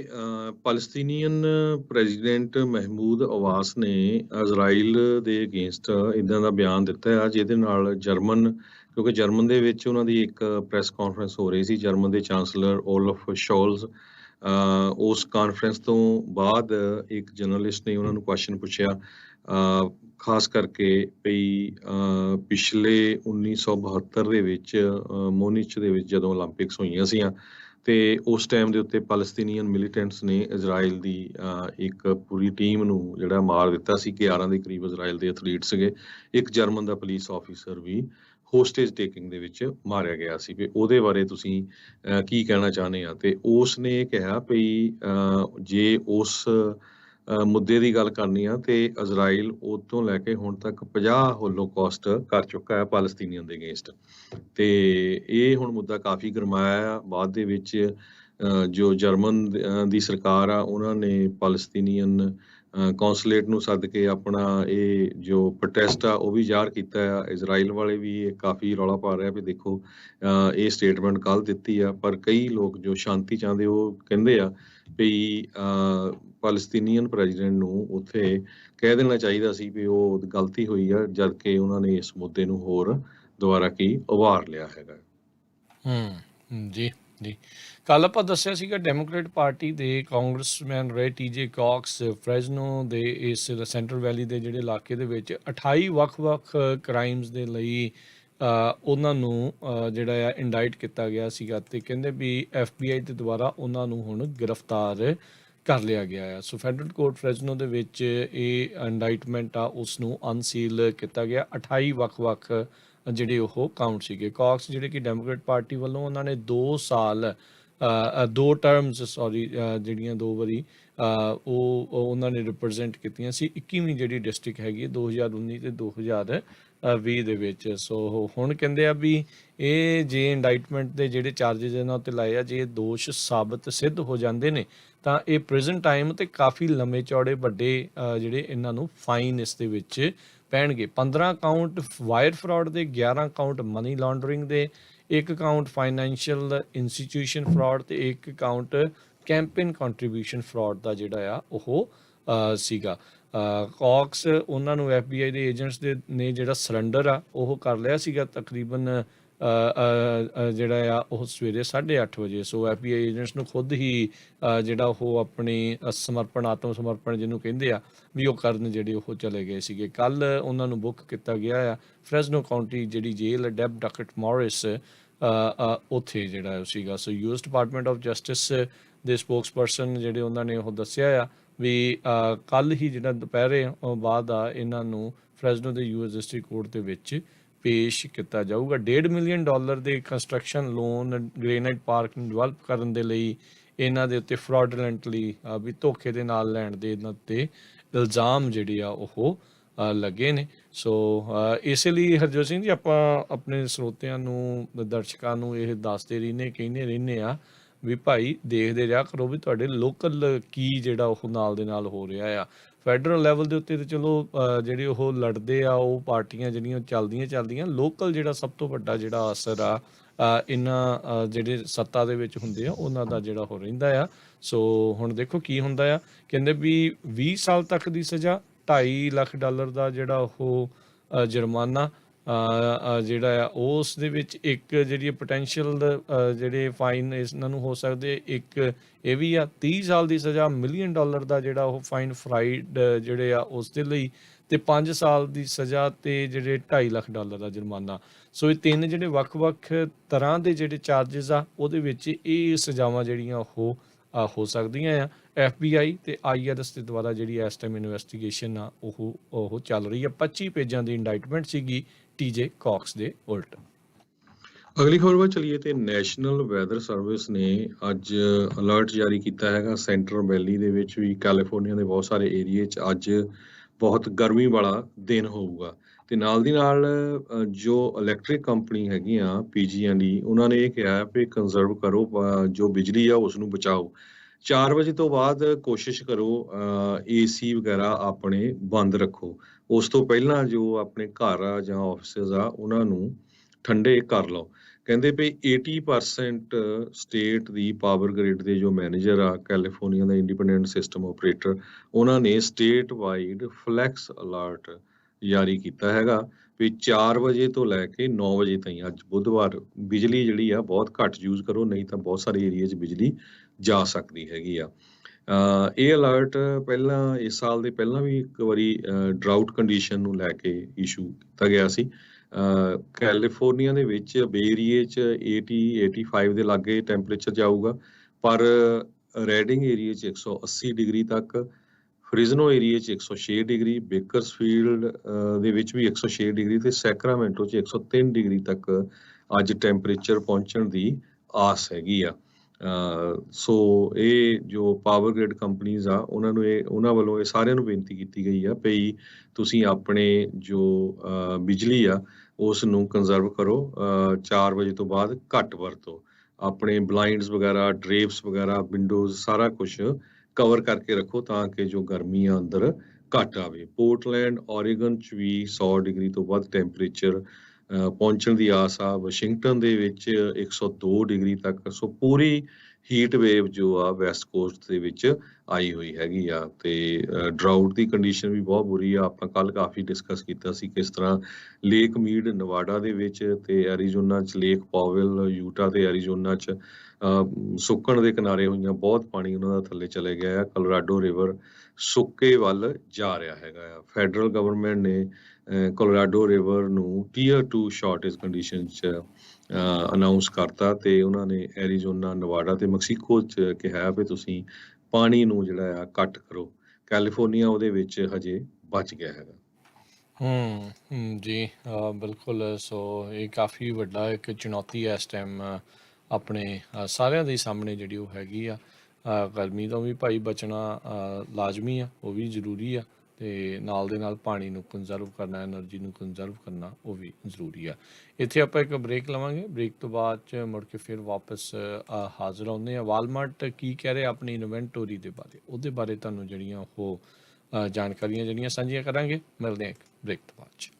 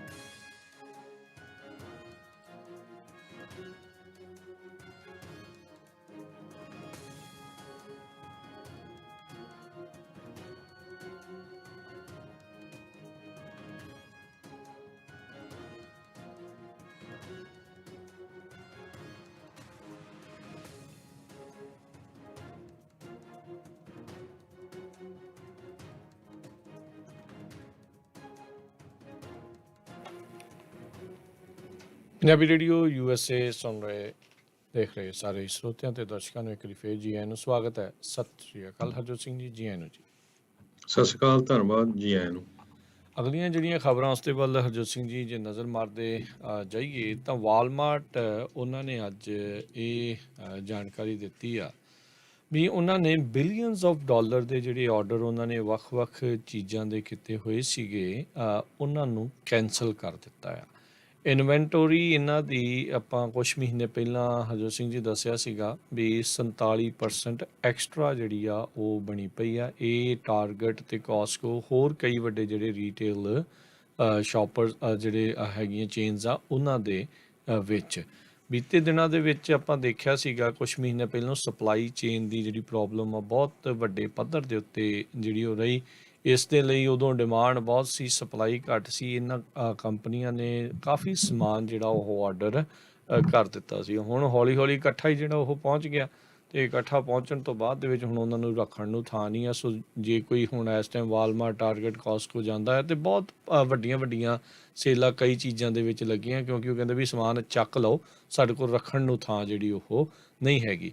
ਕੱਲ ਜਿਹੜਾ ਵਾਲਮਾਰਟ ਦਾ ਜਿਹੜਾ ਕਹਿੰਦੇ ਵੀ ਉਮੀਦ ਦੇ ਨਾਲੋਂ ਬੈਟਰ EPS ਜਿਹੜਾ ਉਹ ਆਇਆ, ਰੈਵਨਿਊ ਗੇਨਸ ਵੀ ਜਿਹੜੇ ਤਗੜੇ ਜਿਹੜੇ ਉਹ ਆਏ ਆ ਤੇ ਆਪਰੇਟਿੰਗ ਇਨਕਮ ਦੇ ਵਿੱਚ ਘਾਟਾ ਹੋਇਆ ਆ। ਉਹਦੇ ਕਰਕੇ ਵਾਲਮਾਰਟ ਆਪਣੇ ਆਪ ਨੂੰ ਇੱਕ ਵਧੀਆ ਪੋਜੀਸ਼ਨ ਦੇ ਵਿੱਚ ਦੇਖ ਰਿਹਾ ਹੈਗਾ ਆ। ਸੋ ਓਵਰਆਲ US ਦੀ ਜਿਹੜੀ ਡਿਵੀਜ਼ਨ ਦੇ ਵਿੱਚ ਇਹਨਾਂ ਦੀ 26% ਕਹਿੰਦੇ ਇਨਕਰੀਜ਼ ਹੋਇਆ ਆ ਦੂਜੇ ਕੁਆਟਰ ਦੇ ਨਾਲੋਂ, ਫਿਸਕਲ ਕੁਆਟਰ ਦੇ ਨਾਲੋਂ। ਸੋ ਓਵਰਆਲ ਇਹਨਾਂ ਦਾ ਬੈਟਰ ਜਿਹੜਾ ਆ ਉਹ ਰਿਹਾ ਆ। ਸੋ ਪਹਿਲਾ ਕੁਆਟਰ ਇਹਨਾਂ ਦਾ ਕੋਈ ਬਹੁਤ ਚੰਗਾ ਨਹੀਂ ਸੀ, ਕਾਫੀ ਮਾੜਾ ਸੀਗਾ ਤੇ ਹੁਣ ਇਹਨਾਂ ਨੂੰ ਕਾਫੀ ਮੁਨਾਫੇ ਵੱਲ ਨੂੰ ਜਿਹੜਾ ਹੌਲੀ ਹੌਲੀ ਵੱਧ ਰਹੇ ਹੈਗੇ ਆ। ਸੋ ਇਸੇ ਦੇ ਚੱਲਦੇ ਇਨਵੈਂਟੋਰੀ ਹੁਣ ਬਹੁਤ ਜ਼ਿਆਦਾ ਹੋਣ ਦੇ ਕਰਕੇ ਇਹਨਾਂ ਨੇ ਆਪਣੇ ਬਿਲੀਅਨਸ ਆਫ ਡਾਲਰ ਦੇ ਜਿਹੜੇ ਆਰਡਰਸ ਆ ਉਹ ਕੈਂਸਲ ਕੀਤੇ ਨੇ। ਸੋ ਇਹਦੇ ਨਾਲ ਦਾ ਹਰਜੋਤ ਸਿੰਘ ਜੀ ਜਿਹੜਾ ਸਪਲਾਈ ਚੇਨ ਦਾ ਮੁੱਦਾ ਹੈਗਾ ਆ, ਇਹਦੇ ਵਿੱਚ ਕੀ ਅਸਰ ਹੋਊਗਾ ਇਹ ਤਾਂ ਚਲੋ ਭਵਿੱਖ ਦੇ ਵਿੱਚ ਦੱਸਾਂਗੇ। ਪਰ ਜੇ ਇਹਨਾਂ ਦੇ ਆਰਡਰ ਕੈਂਸਲ ਹੋਏ ਤਾਂ ਮਤਲਬ ਟਰੱਕਾਂ ਵਾਲਿਆਂ ਦਾ ਕੰਮ ਇਹ ਵੀ ਜਿਹੜਾ ਵਾਲਮਾਰਟ ਦੇ ਨਾਲ ਕਰਦੇ ਆ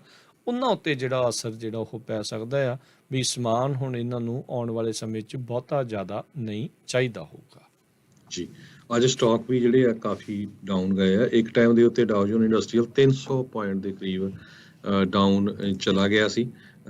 ਕਈ ਕੰਪਨੀਆਂ ਦੇ ਅਰਨਿੰਗ ਰਿਪੋਰਟਸ ਆਣੀਆਂ ਹੈਗੀਆਂ, ਟਾਰਗੇਟ ਦੇ ਸ਼ੇਅਰ ਸਲਿੱਪ ਹੋਏ ਹੈਗੇ ਆ ਤੇ ਕੱਲ ਆਪਾਂ ਦੱਸਿਆ ਸੀ ਕੁਝ ਕੁ ਸਟੋਰਾਂ ਦੇ ਸਟੋਰ ਜੋ ਸ਼ੇਅਰ ਆ ਉਹ ਅਪ ਵੀ ਗਏ ਹੈਗੇ ਆ। 90 ਮਿੰਟ ਜਦੋਂ ਟ੍ਰੇਡਿੰਗ ਸ਼ੁਰੂ ਹੋਈ ਆ ਉਹ ਤੋਂ ਬਾਅਦ ਟੈਕ ਦੇ ਹੈਵੀ ਜੋ ਸਟਾਕ ਹੈਗੇ ਆ, ਨੈਸਡੈਕ ਡਾਊਨ ਸੀ 1.5%, ਡਾਓ ਜੋਨ 0.7% ਤੇ S&P 1% ਦੇ ਕਰੀਬ। Retail earnings, retail sale data, inflation check, UK ਦੇ ਵਿੱਚ ਬੜਾ ਬੁਰਾ ਹਾਲ ਆ, ਇਨਫਲੇਸ਼ਨ ਦਾ 10% ਤੋਂ ਵੀ ਉੱਪਰ ਚਲ ਗਈ ਹੈਗੀ ਆ। ਗੈਸੋਲੀਨ ਸਟੇਸ਼ਨਸ ਦੇ ਉੱਤੇ ਸੇਲਸ 1.8% ਜੁਲਾਈ ਦੇ ਵਿੱਚ ਘਟੀ ਹੈਗੀ ਆ ਤੇ ਟਾਰਗੇਟ ਨੇ ਕੁਆਟਰਲੀ ਅਰਨਿੰਗ ਸ਼ੋ ਕੀਤੀਆਂ ਹੈਗੀਆਂ ਉਹਨਾਂ ਦੀਆਂ ਜੋ 2.6% ਆਈਆਂ ਐਕਸਪੈਕਟੇਸ਼ਨ ਦੇ ਮੁਤਾਬਕ, ਉਹਨਾਂ ਦੀਆਂ ਜੋ ਸਹੀ ਆਈਆਂ ਆ। ਤੇ ਵਾਲਮਾਰਟ ਨੇ ਦੱਸਿਆ ਹੀ ਆ ਵੀ ਬੈਟਰ ਦੈਨ ਐਕਸਪੈਕਟਡ ਕੁਆਟਰ ਉਹਨਾਂ ਦਾ ਆਇਆ ਹੈਗਾ ਆ। ਸੋ TJ ਮੈਕਸ ਦੀ ਵੀ ਜੋ ਸ਼ੇਅਰ ਆ ਉਹ ਡਾਊਨ ਗਏ ਹੈਗੇ ਆ। UK ਦੀ ਜੋ ਰਿਪੋਰਟ ਆ ਰਹੀ ਹੈ ਇਨਫਲੇਸ਼ਨ ਨੂੰ ਲੈ ਕੇ, ਕੰਜ਼ਿਊਮਰ ਪ੍ਰਾਈਸ ਉੱਥੇ 10.1% ਹੋ ਗਈ ਆ, ਇੰਡੈਕਸ ਇਨਕਰੀਜ਼ ਹੋਇਆ ਜੁਲਾਈ ਮਹੀਨੇ ਦੇ ਵਿੱਚ। ਸੋ ਉੱਥੇ ਕਹਿੰਦੇ ਭਈ ਇਨਫਲੇਸ਼ਨ ਜੇ ਇਹੀ ਕੰਮ ਚੱਲਦਾ ਰਿਹਾ ਤੇ ਅਗਲੇ ਸਾਲ ਤਾਈਂ 15% ਨੂੰ ਹਿੱਟ ਕਰ ਜਾਊਗੀ। ਸੋ ਬਹੁਤ ਜ਼ਿਆਦਾ ਜਿਹੜੀ ਆ ਮਹਿੰਗਾਈ UK ਦੇ ਵਿੱਚ ਹੋਊਗੀ ਜੋ ਰਿਪੋਰਟਸ ਆ ਰਹੀਆਂ ਹੈਗੀਆਂ ਜੀ। ਟਾਰਗੇਟ ਦੀ ਜਿਹੜੀ ਹਰਜੋਤ ਸਿੰਘ ਦੀ ਗੱਲ ਕਰਦੇ ਜਾਈਏ, ਅੱਜ ਉਹਨਾਂ ਦੇ ਲਈ ਬਹੁਤਾ ਚੰਗਾ ਦਿਨ ਨਹੀਂ ਆ। ਉਹ ਵੀ ਅਨਵਾਂਟਿਡ ਇਨਵੈਂਟੋਰੀ ਆ ਉਸ ਨੂੰ ਸੈਲ ਆਫ ਕਰਨ ਦੇ ਵਿੱਚ ਲੱਗੇ ਪਏ ਆ। ਸੋ ਇਹ ਆ ਵੀ ਜਿਹਦੇ ਕੋਲ ਡਾਲਰ ਹੈਗੇ ਆ ਇਸ ਟਾਈਮ ਮਨੀ ਆ ਤੇ ਜੇ ਕੋਈ ਵਧੀਆ ਡੀਲਸ ਲੱਭਣਾ ਚਾਹੁੰਦਾ ਤੇ ਭਾਈ ਆ 3-4 ਸਟੋਰਾਂ ਦੇ ਉੱਤੇ ਘੁੰਮ ਫਿਰ ਕੇ ਤੁਹਾਨੂੰ ਜਿਹੜਾ ਉਹ ਦੇਖਣ ਦੀ ਜਿਹੜੀ ਲੋੜ ਆ। ਆਲਦੋ ਅਸੀਂ ਤਾਂ ਤੁਹਾਨੂੰ ਆਪਾਂ ਇਹੀ ਸਲਾਹ ਦਿੰਦੇ ਆ ਵੀ ਰਿਸੈਸ਼ਨ ਦੀ ਤਲਵਾਰ ਲਟਕ ਰਹੀ ਆ। ਆਲਦੋ ਅਮਰੀਕਨ ਇਕੋਨਮੀ ਅਜੇ ਵੀ ਠੀਕ ਚੱਲ ਰਹੀ ਆ ਪਰ ਝਟਕਾ ਲੱਗਣਾ ਨਹੀਂ ਲੱਗਣਾ ਇਹਦਾ ਤਾਂ ਚਲੋ ਆਪਾਂ ਨੂੰ ਪਤਾ ਨਹੀਂ ਕੀ ਹੋਊਗਾ, ਪਰ ਆਪਾਂ ਜਿਹੜੀਆਂ ਸੇਵਿੰਗਸ ਆ ਉਹ ਜ਼ਰੂਰ ਬਚਾ ਕੇ ਜਿਹੜੀਆਂ ਉਹ ਰੱਖਣੀਆਂ ਆ। ਸੋ ਪ੍ਰੋਫਿਟ ਹਰਜੋਤ ਸਿੰਘ ਜੀ ਕਾਫੀ ਜ਼ਿਆਦਾ ਪਲੰਜ ਹੋਏ ਆ। ਟਾਰਗੇਟ ਦੇ ਜਿਹੜੀ ਕੰਪਨੀ ਹੈਗੀ ਹੈ ਰੀਟੇਲ ਆ, ਪਿਛਲੇ ਸਾਲ ਦੇ ਮੁਕਾਬਲੇ 90% ਕੁਆਟਰਲੀ ਪ੍ਰੋਫਿਟ ਥੱਲੇ ਡਿੱਗ ਗਿਆ, 90%। ਸੋ ਕਾਫੀ ਵੱਡੀ ਜਿਹੜੀ ਉਹ ਇਹਨਾਂ ਨੂੰ ਝਟਕਾ ਇਸ ਚੀਜ਼ ਦੇ ਵਿੱਚ ਲੱਗਾ ਆ। ਆਲਦੋ ਟਾਰਗੇਟ ਕਹਿ ਰਿਹਾ ਆ ਵੀ ਇਸ ਸਾਲ ਦਾ ਜਿਹੜਾ ਆਊਟਲੁੱਕ ਆ ਉਹ ਸਾਡਾ ਗੁੱਡ ਰਹਿ ਸਕਦਾ ਆ। ਟਾਰਗੇਟ ਦੇ ਜਿਹੜੇ CFO ਆ ਉਹਨਾਂ ਨੇ ਜਿਹੜਾ ਆ ਉਹ ਦੱਸਿਆ, ਕਹਿੰਦੇ ਵੀ ਜਿਹੜੀ ਐਕਸੈਸ ਇਨਵੈਂਟੋਰੀ ਸਾਡੇ ਕੋਲ ਪਈ ਹੈ ਉਹਦੇ ਨਾਲ ਅਸੀਂ ਸਿੱਧੇ ਸਿੰਗਤ ਨਹੀਂ ਹੈ ਜੀ ਉਹਦੇ ਨਾਲ ਫਸਾਏ। ਸ਼ਾਰਟ ਟਰਮ ਪੇਨ ਜ਼ਰੂਰ ਸਾਨੂੰ ਹੈਗੀ ਆ ਪ੍ਰੋਫਿਟ ਲਾਈਨ ਦੇ ਉੱਤੇ, ਪਰ ਸਾਡੇ ਜਿਹੜਾ ਲੌਂਗ ਟਰਮ ਗੋਲਸ ਆ ਪੋਟੈਂਸ਼ੀਅਲ ਆ ਉਸ ਦੇ ਉੱਤੇ ਕੋਈ ਬਹੁਤਾ ਅਸਰ ਨਹੀਂ ਪਿਆ। ਅੱਜ 0.3% ਸ਼ੇਅਰ ਉਹਨਾਂ ਦਾ ਥੱਲੇ ਜਿਹੜਾ ਉਹ ਚੱਲ ਰਿਹਾ ਹੈਗਾ ਆ। ਜੀ ਪ੍ਰੈਜ਼ੀਡੈਂਟ ਜੋ ਬਾਈਡਨ ਉਹਨਾਂ ਨੇ ਇੱਕ ਲਾਰਜੈਸਟ ਕਹਿੰਦੇ ਸਭ ਤੋਂ ਵੱਡਾ oil gas lease sale USA ਦੀ ਹਿਸਟਰੀ ਦੇ ਵਿੱਚ ਉਸ ਦੇ ਉੱਤੇ ਐਗਰੀਮੈਂਟ ਆਪਣਾ ਦੇ ਦਿੱਤਾ ਹੈਗਾ ਆ। ਇਨਫਲੇਸ਼ਨ ਰਿਡਕਸ਼ਨ ਐਕਟ ਦੇ ਅਧੀਨ ਲੀਜ਼ ਸੇਲ 257 ਉਸ ਨੂੰ ਰੀਇਨਸਟੇਟ ਕਰ ਦਿੱਤਾ ਗਿਆ ਆ, ਜੋ ਕਿ ਆਇਲ ਤੇ ਗੈਸ ਦੀ ਸੇਲ ਲਗਭਗ 80.8 million acres across Gulf of Mexico ਦੇ ਵਿੱਚ ਹੋਊਗੀ।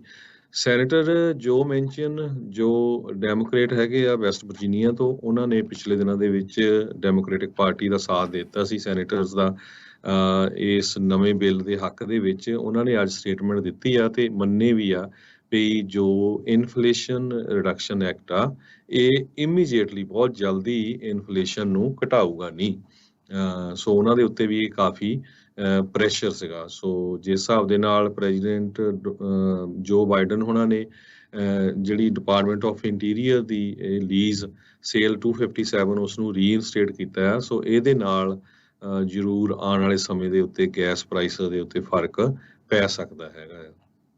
ਜੀ ਬਿਲਕੁਲ, ਆਲਰੇਡੀ ਗੈਸ ਦੀਆਂ ਪ੍ਰਾਈਸਿਸ ਅੱਗੇ ਨਾਲੋਂ ਮਹੀਨਾ ਪਹਿਲਾਂ ਦੇ ਨਾਲੋਂ ਤਾਂ ਕਾਫੀ ਜਿਹੜੀਆਂ ਉਹ ਘੱਟ ਹੈਗੀਆਂ, ਤੇ ਉਮੀਦ ਇਹੀ ਆ ਵੀ ਭਾਈ ਹੌਲੀ ਹੌਲੀ ਥੱਲੇ ਆਵੇ। ਤੇ ਆਪਾਂ ਦੱਸਦੇ ਹੀ ਹਾਂ ਵੀ ਜਿਹੜਾ ਆਇਲ ਦਾ ਕੱਚੇ ਤੇਲ ਦੀ ਕੀਮਤ ਹੁਣ $90 ਤੋਂ ਥੱਲੇ ਜਿਹੜੀ ਉਹ ਆ ਚੁੱਕੀ ਹੈਗੀ ਆ। ਸੋ ਹੋਪਫੁਲੀ ਉਹਦਾ ਅਸਰ ਆਪਾਂ ਨੂੰ ਹੌਲੀ ਹੌਲੀ ਆਪਣੇ ਇੱਥੇ ਨਜ਼ਦੀਕੀ ਗੈਸ ਸਟੇਸ਼ਨਸ ਦੇ ਉੱਤੇ ਵੀ ਜਿਹੜਾ ਉਹ ਦੇਖਣ ਨੂੰ ਮਿਲੇ। ਹੁਣ ਜੋ ਮੈਂਸ਼ਨ ਤਾਂ ਹਰਜੋਤ ਸਿੰਘ ਜੀ ਸਮਝ ਨਹੀਂ ਆਉਂਦੀ ਵੀ ਕਿੱਦਾਂ ਕੌਨਫਲਿਕਟ ਆਫ ਇੰਟਰਸਟ ਦੀ ਪਤਾ ਨਹੀਂ ਉਹਨਾਂ 'ਤੇ ਇਨਵੈਸਟੀਗੇਸ਼ਨ ਕਿਉਂ ਨਹੀਂ ਹੁੰਦੀ।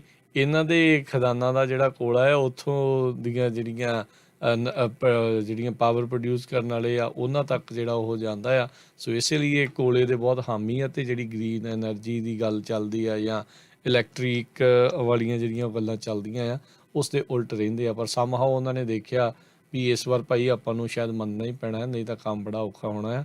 ਉਹ ਵੀਡੀਓ ਬੜੀ ਵਾਇਰਲ ਹੋ ਰਹੀ ਆ, ਬਾਈਡਨ ਹੋਣੀ ਉਹਨਾਂ ਨੂੰ ਇੱਕ ਪੈਨ ਜਿਹਾ ਫੜਾ ਦਿੰਦੇ ਜਦੋਂ ਸਾਈਨ ਕਰਨ ਲੱਗੇ। ਉਹ ਹਰ ਵਾਰੀ ਇੱਦਾਂ ਹੀ ਹੁੰਦਾ ਹੈ, ਕਿਸੇ ਵੀ ਬਿੱਲ ਨੂੰ ਜਦੋਂ ਸਾਈਨ ਕਰਦੇ ਆ ਤਾਂ ਉਹ ਪੈਨ ਆਲੇ ਦੁਆਲੇ ਜਿਹੜੇ ਲੋਕ ਹੁੰਦੇ ਉਹਨਾਂ ਨੂੰ ਫੜਾ ਦਿੱਤਾ ਜਾਂਦਾ ਆ ਅਤੇ ਉਹਨਾਂ ਨੂੰ ਫੜਾਉਂਦੇ ਆ ਅਤੇ ਬਾਅਦ 'ਚ ਬਾਈਡਨ ਆਪਣੇ ਪੈਨ ਦੇ ਨਾਲ ਇੱਕ ਹੋਰ ਕੱਢ ਕੇ ਅਤੇ ਉਹ ਸਾਈਨ ਕਰਨ ਲੱਗ ਜਾਂਦੇ ਆ।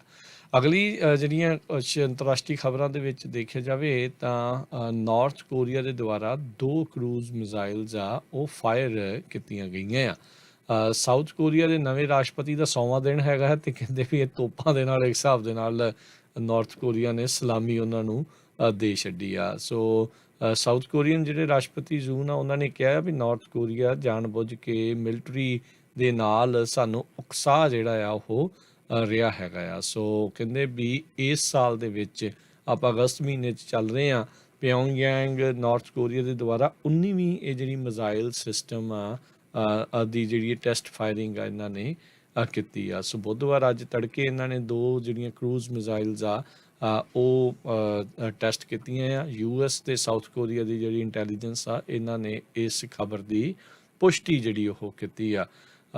ਇਹ ਉਹੀ ਹੈ ਜਿਹੜਾ ਪਿਓਂਗਯੰਗ ਵਾਲਾ ਜਿਹੜਾ ਕਿਮ ਯੋਂਗ ਉਨ ਨਾਰਥ ਕੋਰੀਆ ਵਾਲਾ ਜਿਹੜਾ ਟਰੰਪ ਉਹਨਾਂ ਦੇ ਨਾਲ ਮਿਲਿਆ ਸੀ, ਜੱਫੀਆਂ ਪਾ ਕੇ ਮਿਲੇ ਸੀਗੇ ਅਤੇ ਕਹਿੰਦੇ ਜੀ ਵੀ ਆਪਾਂ ਹੌਲੀ ਹੌਲੀ ਨਿਊਕਲੀਅਰ ਵਾਲਾ ਸਾਰਾ ਕੁਛ ਹਟਾ ਦੇਣਾ ਆ। ਅਤੇ ਟਰੰਪ ਹੁਣਾਂ ਨੂੰ ਉੱਥੇ ਸਾਈਨ ਕਰਕੇ ਇੱਦਾਂ ਕਹਿ ਲਓ ਵੀ ਉੱਥੋਂ ਉਹਨਾਂ ਨੇ ਤੋੜ ਦਿੱਤਾ। ਇੱਕ ਵਾਰੀ ਬਾਅਦ 'ਚ ਫੇਰ ਗਏ, ਪਰ ਤੀਜੀ ਮੁਲਾਕਾਤ ਇਹਨਾਂ ਦੀ ਜਿਹੜੀ ਉਦੋਂ ਹੁਣ ਰਹਿ ਗਈ ਸੀਗੀ। ਸੋ ਨਾਰਥ ਕੋਰੀਆ ਨੇ 8 ਜਿਹੜੀਆਂ ਬੈਲਿਸਟਿਕ ਮਿਜ਼ਾਈਲਸ 4 ਵੱਖ-ਵੱਖ ਹਿੱਸਿਆਂ 'ਚੋਂ ਮੁਲਕ ਦੇ 'ਚੋਂ ਇਹਨਾਂ ਨੇ ਟੈਸਟ ਜਿਹੜੀਆਂ ਉਹ ਕੀਤੀਆਂ। ਸੋ ਇਹਦਾ ਮਤਲਬ ਆ ਵੀ ਇਹਨਾਂ ਦੀ ਜਿਹੜੀ ਸ਼ਮਤਾ ਆ ਬੈਲਿਸਟਿਕ ਮਿਜ਼ਾਈਲ ਕਿੱਥੋਂ ਜਿਹੜੀਆਂ ਉਹ ਚਲਾਈਆਂ ਜਾ ਸਕਦੀਆਂ ਆ ਉਸ ਦੇ ਵਿੱਚ ਵੀ ਉਹਨਾਂ ਨੇ ਮਜ਼ਬੂਤੀ ਜਿਹੜੀ ਆ ਉਹ ਹੋਰ ਹਾਸਿਲ ਕੀਤੀ ਹੈਗੀ ਆ।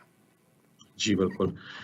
ਅਗਲੀ ਖਬਰ ਵੱਲ ਚਲੀਏ ਜੋ ਆਪਣੀ ਗੋਲਡਨ ਸਟੇਟ ਕੈਲੀਫੋਰਨੀਆ ਤੋਂ ਆ। ਕੈਲੀਫੋਰਨੀਆ ਅਮਰੀਕਾ ਦੇ ਵਿੱਚ ਪਹਿਲੀ ਸਟੇਟ ਬਣ ਗਈ ਆ ਜੋ ਆਪਣੇ ਜਿੰਨੇ ਵੀ ਬਿਜ਼ਨੈਸਿਸ ਆ, ਇੰਪਲਾਇਰ ਹੈਗੇ ਆ, ਉਹਨਾਂ ਨੂੰ ਉਹ ਰਿਕੁਆਇਰ ਕਰੇਗੀ ਜਨਵਰੀ 1 2024 ਤੋਂ ਬਾਅਦ ਜੋ ਵੀ ਉਹਨਾਂ ਦੀਆਂ ਹਿਊਮਨ ਰਿਸੋਰਸਿਸ ਡਿਪਾਰਟਮੈਂਟ ਹੈਗੀਆਂ, ਉਹ ਡਾਟਾ ਕਲੈਕਟ ਕਰੇਗੀ ਕਾਲੇ ਮੂਲ ਦੇ ਲੋਕਾਂ ਦੀ, ਵੀ ਕਿਹੜੇ ਡਿਸੈਂਡੈਂਟਸ ਹੈਗੇ ਆ ਜਿਹੜੇ ਲੋਕਾਂ ਨੂੰ ਸਲੇਵ ਬਣਾ ਕੇ ਇੱਥੇ ਲਿਆਇਆ ਗਿਆ ਸੀ। ਸੋ ਉਹਨਾਂ ਦੇ ਜੋ ਗਾਹਾਂ ਬੱਚੇ ਹੈਗੇ, ਪੋਤੇ ਪੋਤੀਆਂ, ਦੋਹਤੇ ਜੋ ਵੀ ਹੈਗੇ ਆ, ਉਹਨਾਂ ਦਾ ਪੂਰਾ ਡਾਟਾ ਇਕੱਠਾ ਕੀਤਾ ਜਾ ਸਕੇ। ਇਹ ਡੈਮੋਗ੍ਰਾਫਿਕ ਕੈਟਾਗਰੀਜ਼ ਦੇ ਵਿੱਚ ਅਫਰੀਕਨ ਅਮਰੀਕਨਸ ਜੋ ਡਿਸੈਂਡੈਂਟਸ ਹੈਗੇ ਆ, ਉਹਨਾਂ ਦਾ ਡਾਟਾ ਪੂਰਾ ਰੱਖਿਆ ਜਾਊਗਾ। ਸੋ ਇਹ ਪਬਲਿਕ ਸਟੇਟ ਰਿਪੋਰਟ ਜਨਵਰੀ 1 2025 ਨੂੰ ਫਿਰ ਇਸ਼ੂ ਕੀਤੀ ਜਾਊਗੀ। ਉਸ ਤੋਂ ਬਾਅਦ ਆਪਾਂ ਪਿਛਲੇ ਮਹੀਨਿਆਂ ਦੇ ਵਿੱਚ ਦੇਖਿਆ ਵੀ ਸੀ, ਜੋ ਗਵਰਨਰ ਗੈਬਨ ਨਿਊਸਮ ਆ, ਉਹਨਾਂ ਨੇ ਅਨਾਉਂਸ ਵੀ ਕੀਤਾ ਸੀ ਕੁਛ ਉਹਨਾਂ ਦੀਆਂ ਜੋ ਲੈਂਡਸ ਆ, ਜੋ ਜ਼ਮੀਨਾਂ ਆ, ਉਹਨਾਂ ਨੂੰ ਵਾਪਸ ਕੀਤੀਆਂ ਜਾਣ, ਹੋਰ ਉਹਨਾਂ ਨੂੰ ਫਾਈਨੈਂਸ਼ੀਅਲੀ ਜੋ ਸਪੋਰਟ ਆ ਉਹ ਕੀਤੀ ਜਾਵੇ। ਕੈਲੀਫੋਰਨੀਆ ਰਿਪਰੇਸ਼ਨਸ ਟਾਸਕ ਫੋਰਸ ਵੀ ਕੈਲੀਫੋਰਨੀਆ ਸਟੇਟ ਵੱਲੋਂ ਕ੍ਰੀਏਟ ਕੀਤੀ ਗਈ ਹੈਗੀ ਆ। ਜੀ ਜੀ ਅਗਲੀ ਜਿਹੜੀ ਗੱਲ ਕਰਦੇ ਜਾਈਏ, ਫਲੋਰੀਡਾ ਦੇ ਵਿੱਚ ਫੋਰਟ ਲਾਡਰਡੇਲ ਦੇ ਜਿਹੜੀ ਕੁਛ ਦੋ ਕਸਟਮਰ ਇੱਕ ਰੈਸਟੋਰੈਂਟ ਦੇ ਵਿੱਚ ਉਹਨਾਂ ਦੀ ਜਿਹੜੀ ਉਹ ਮੌਤ ਹੋਈ ਆ। ਤੇ ਕਹਿੰਦੇ ਵੀ ਇਹ ਜਿਹੜੀਆਂ ਮੌਤਾਂ ਰੈਸਟੋਰੈਂਟ ਦੇ ਵਿੱਚ ਖਾਣ ਦੇ ਨਾਲ ਜਿਹੜੀਆਂ ਹੋਈਆਂ ਆ, ਉਹ ਇੱਕ ਰਾ ਔਸਟਰਸ ਹੁੰਦੇ ਆ ਉਹਨਾਂ ਦੇ ਨਾਲ ਜੋੜ ਕੇ ਦੇਖੀਆਂ ਗਈਆਂ ਆ। ਤੇ ਇਹ ਰਾ ਔਸਟਰਸ ਲੂਜ਼ੀਆਨਾ ਤੋਂ ਜਿਹੜੇ ਉਹ ਆਏ ਸੀਗੇ। ਇਹਨਾਂ ਦੇ ਵਿੱਚ ਕੁਛ ਅਜਿਹਾ ਬੈਕਟੀਰੀਆ ਸੀਗਾ ਜਿਸ ਤੋਂ ਬਾਅਦ ਦੇ ਵਿੱਚ ਇਹ ਦੋਨਾਂ ਹੀ ਖਾਣ ਵਾਲਿਆਂ ਨੂੰ ਬੈਕਟੀਰੀਅਲ ਇਨਫੈਕਸ਼ਨ ਜਿਹੜਾ ਉਹ ਹੋ ਗਿਆ ਰਾ ਔਸਟਰਸ ਖਾਣ ਦੇ ਕਰਕੇ, ਤੇ ਉਹਨਾਂ ਦੋਨਾਂ ਦੀ ਕਹਿੰਦੇ ਆ ਉਹ ਮੌਤ ਹੋ ਗਈ ਹੈਗੀ ਆ। ਸੋ ਕਹਿੰਦੇ ਵੀ ਪੈਂਸੀਕੋਲਾ ਦੇ ਵਿੱਚ ਇੱਕ ਬੰਦਾ ਇਸੇ ਤਰੀਕੇ ਦੇ ਨਾਲ ਮਹੀਨਾ ਪਹਿਲਾਂ ਮਰਿਆ ਸੀਗਾ, ਤੇ ਆ ਦੂਜਾ ਜਿਹੜਾ ਆ ਇਹ ਫੋਰਟ ਲਾਡਰਡੇਲ ਦੇ ਵਿੱਚ ਬੈਕਟੀਰੀਅਲ ਇਨਫੈਕਸ਼ਨ ਦੇ ਕਰਕੇ ਉਸ ਦੀ ਮੌਤ ਹੋਈ ਹੈ। ਜਿਸ ਥਾਂ ਦੇ ਉੱਤੇ ਹਰਜੀਤ ਸਿੰਘ ਜੀ ਖਾ ਕੇ ਜਿਹੜੀ ਉਹ ਮੌਤ ਹੋਈ ਹੈ, ਕਹਿੰਦੇ ਵੀ ਅਸੀਂ 60 ਸਾਲਾਂ ਤੋਂ ਇਹ ਜਿਹੜੀਆਂ ਸੇਵਾਵਾਂ ਇੱਥੇ ਰੈਸਟੋਰੈਂਟ ਦੀਆਂ ਜਿਹੜੀਆਂ ਉਹ ਨਿਭਾ ਰਹੇ ਹਾਂ, ਤੇ ਕਹਿੰਦੇ ਵੀ ਬਿਲੀਅਨ ਔਸਟਰਸ ਦਾ ਹੁਣ ਤੱਕ ਲੋਕਾਂ ਨੂੰ ਅਸੀਂ ਸਰਵ ਕਰ ਚੁੱਕੇ ਹਾਂ, ਪਰ ਇਹ ਪਹਿਲੀ ਵਾਰੀ ਹੋਇਆ ਵੀ ਖਾ ਕੇ ਕਿਸੇ ਦੀ ਇੱਦਾਂ ਮੌਤ ਹੋਈ ਹੋਵੇ।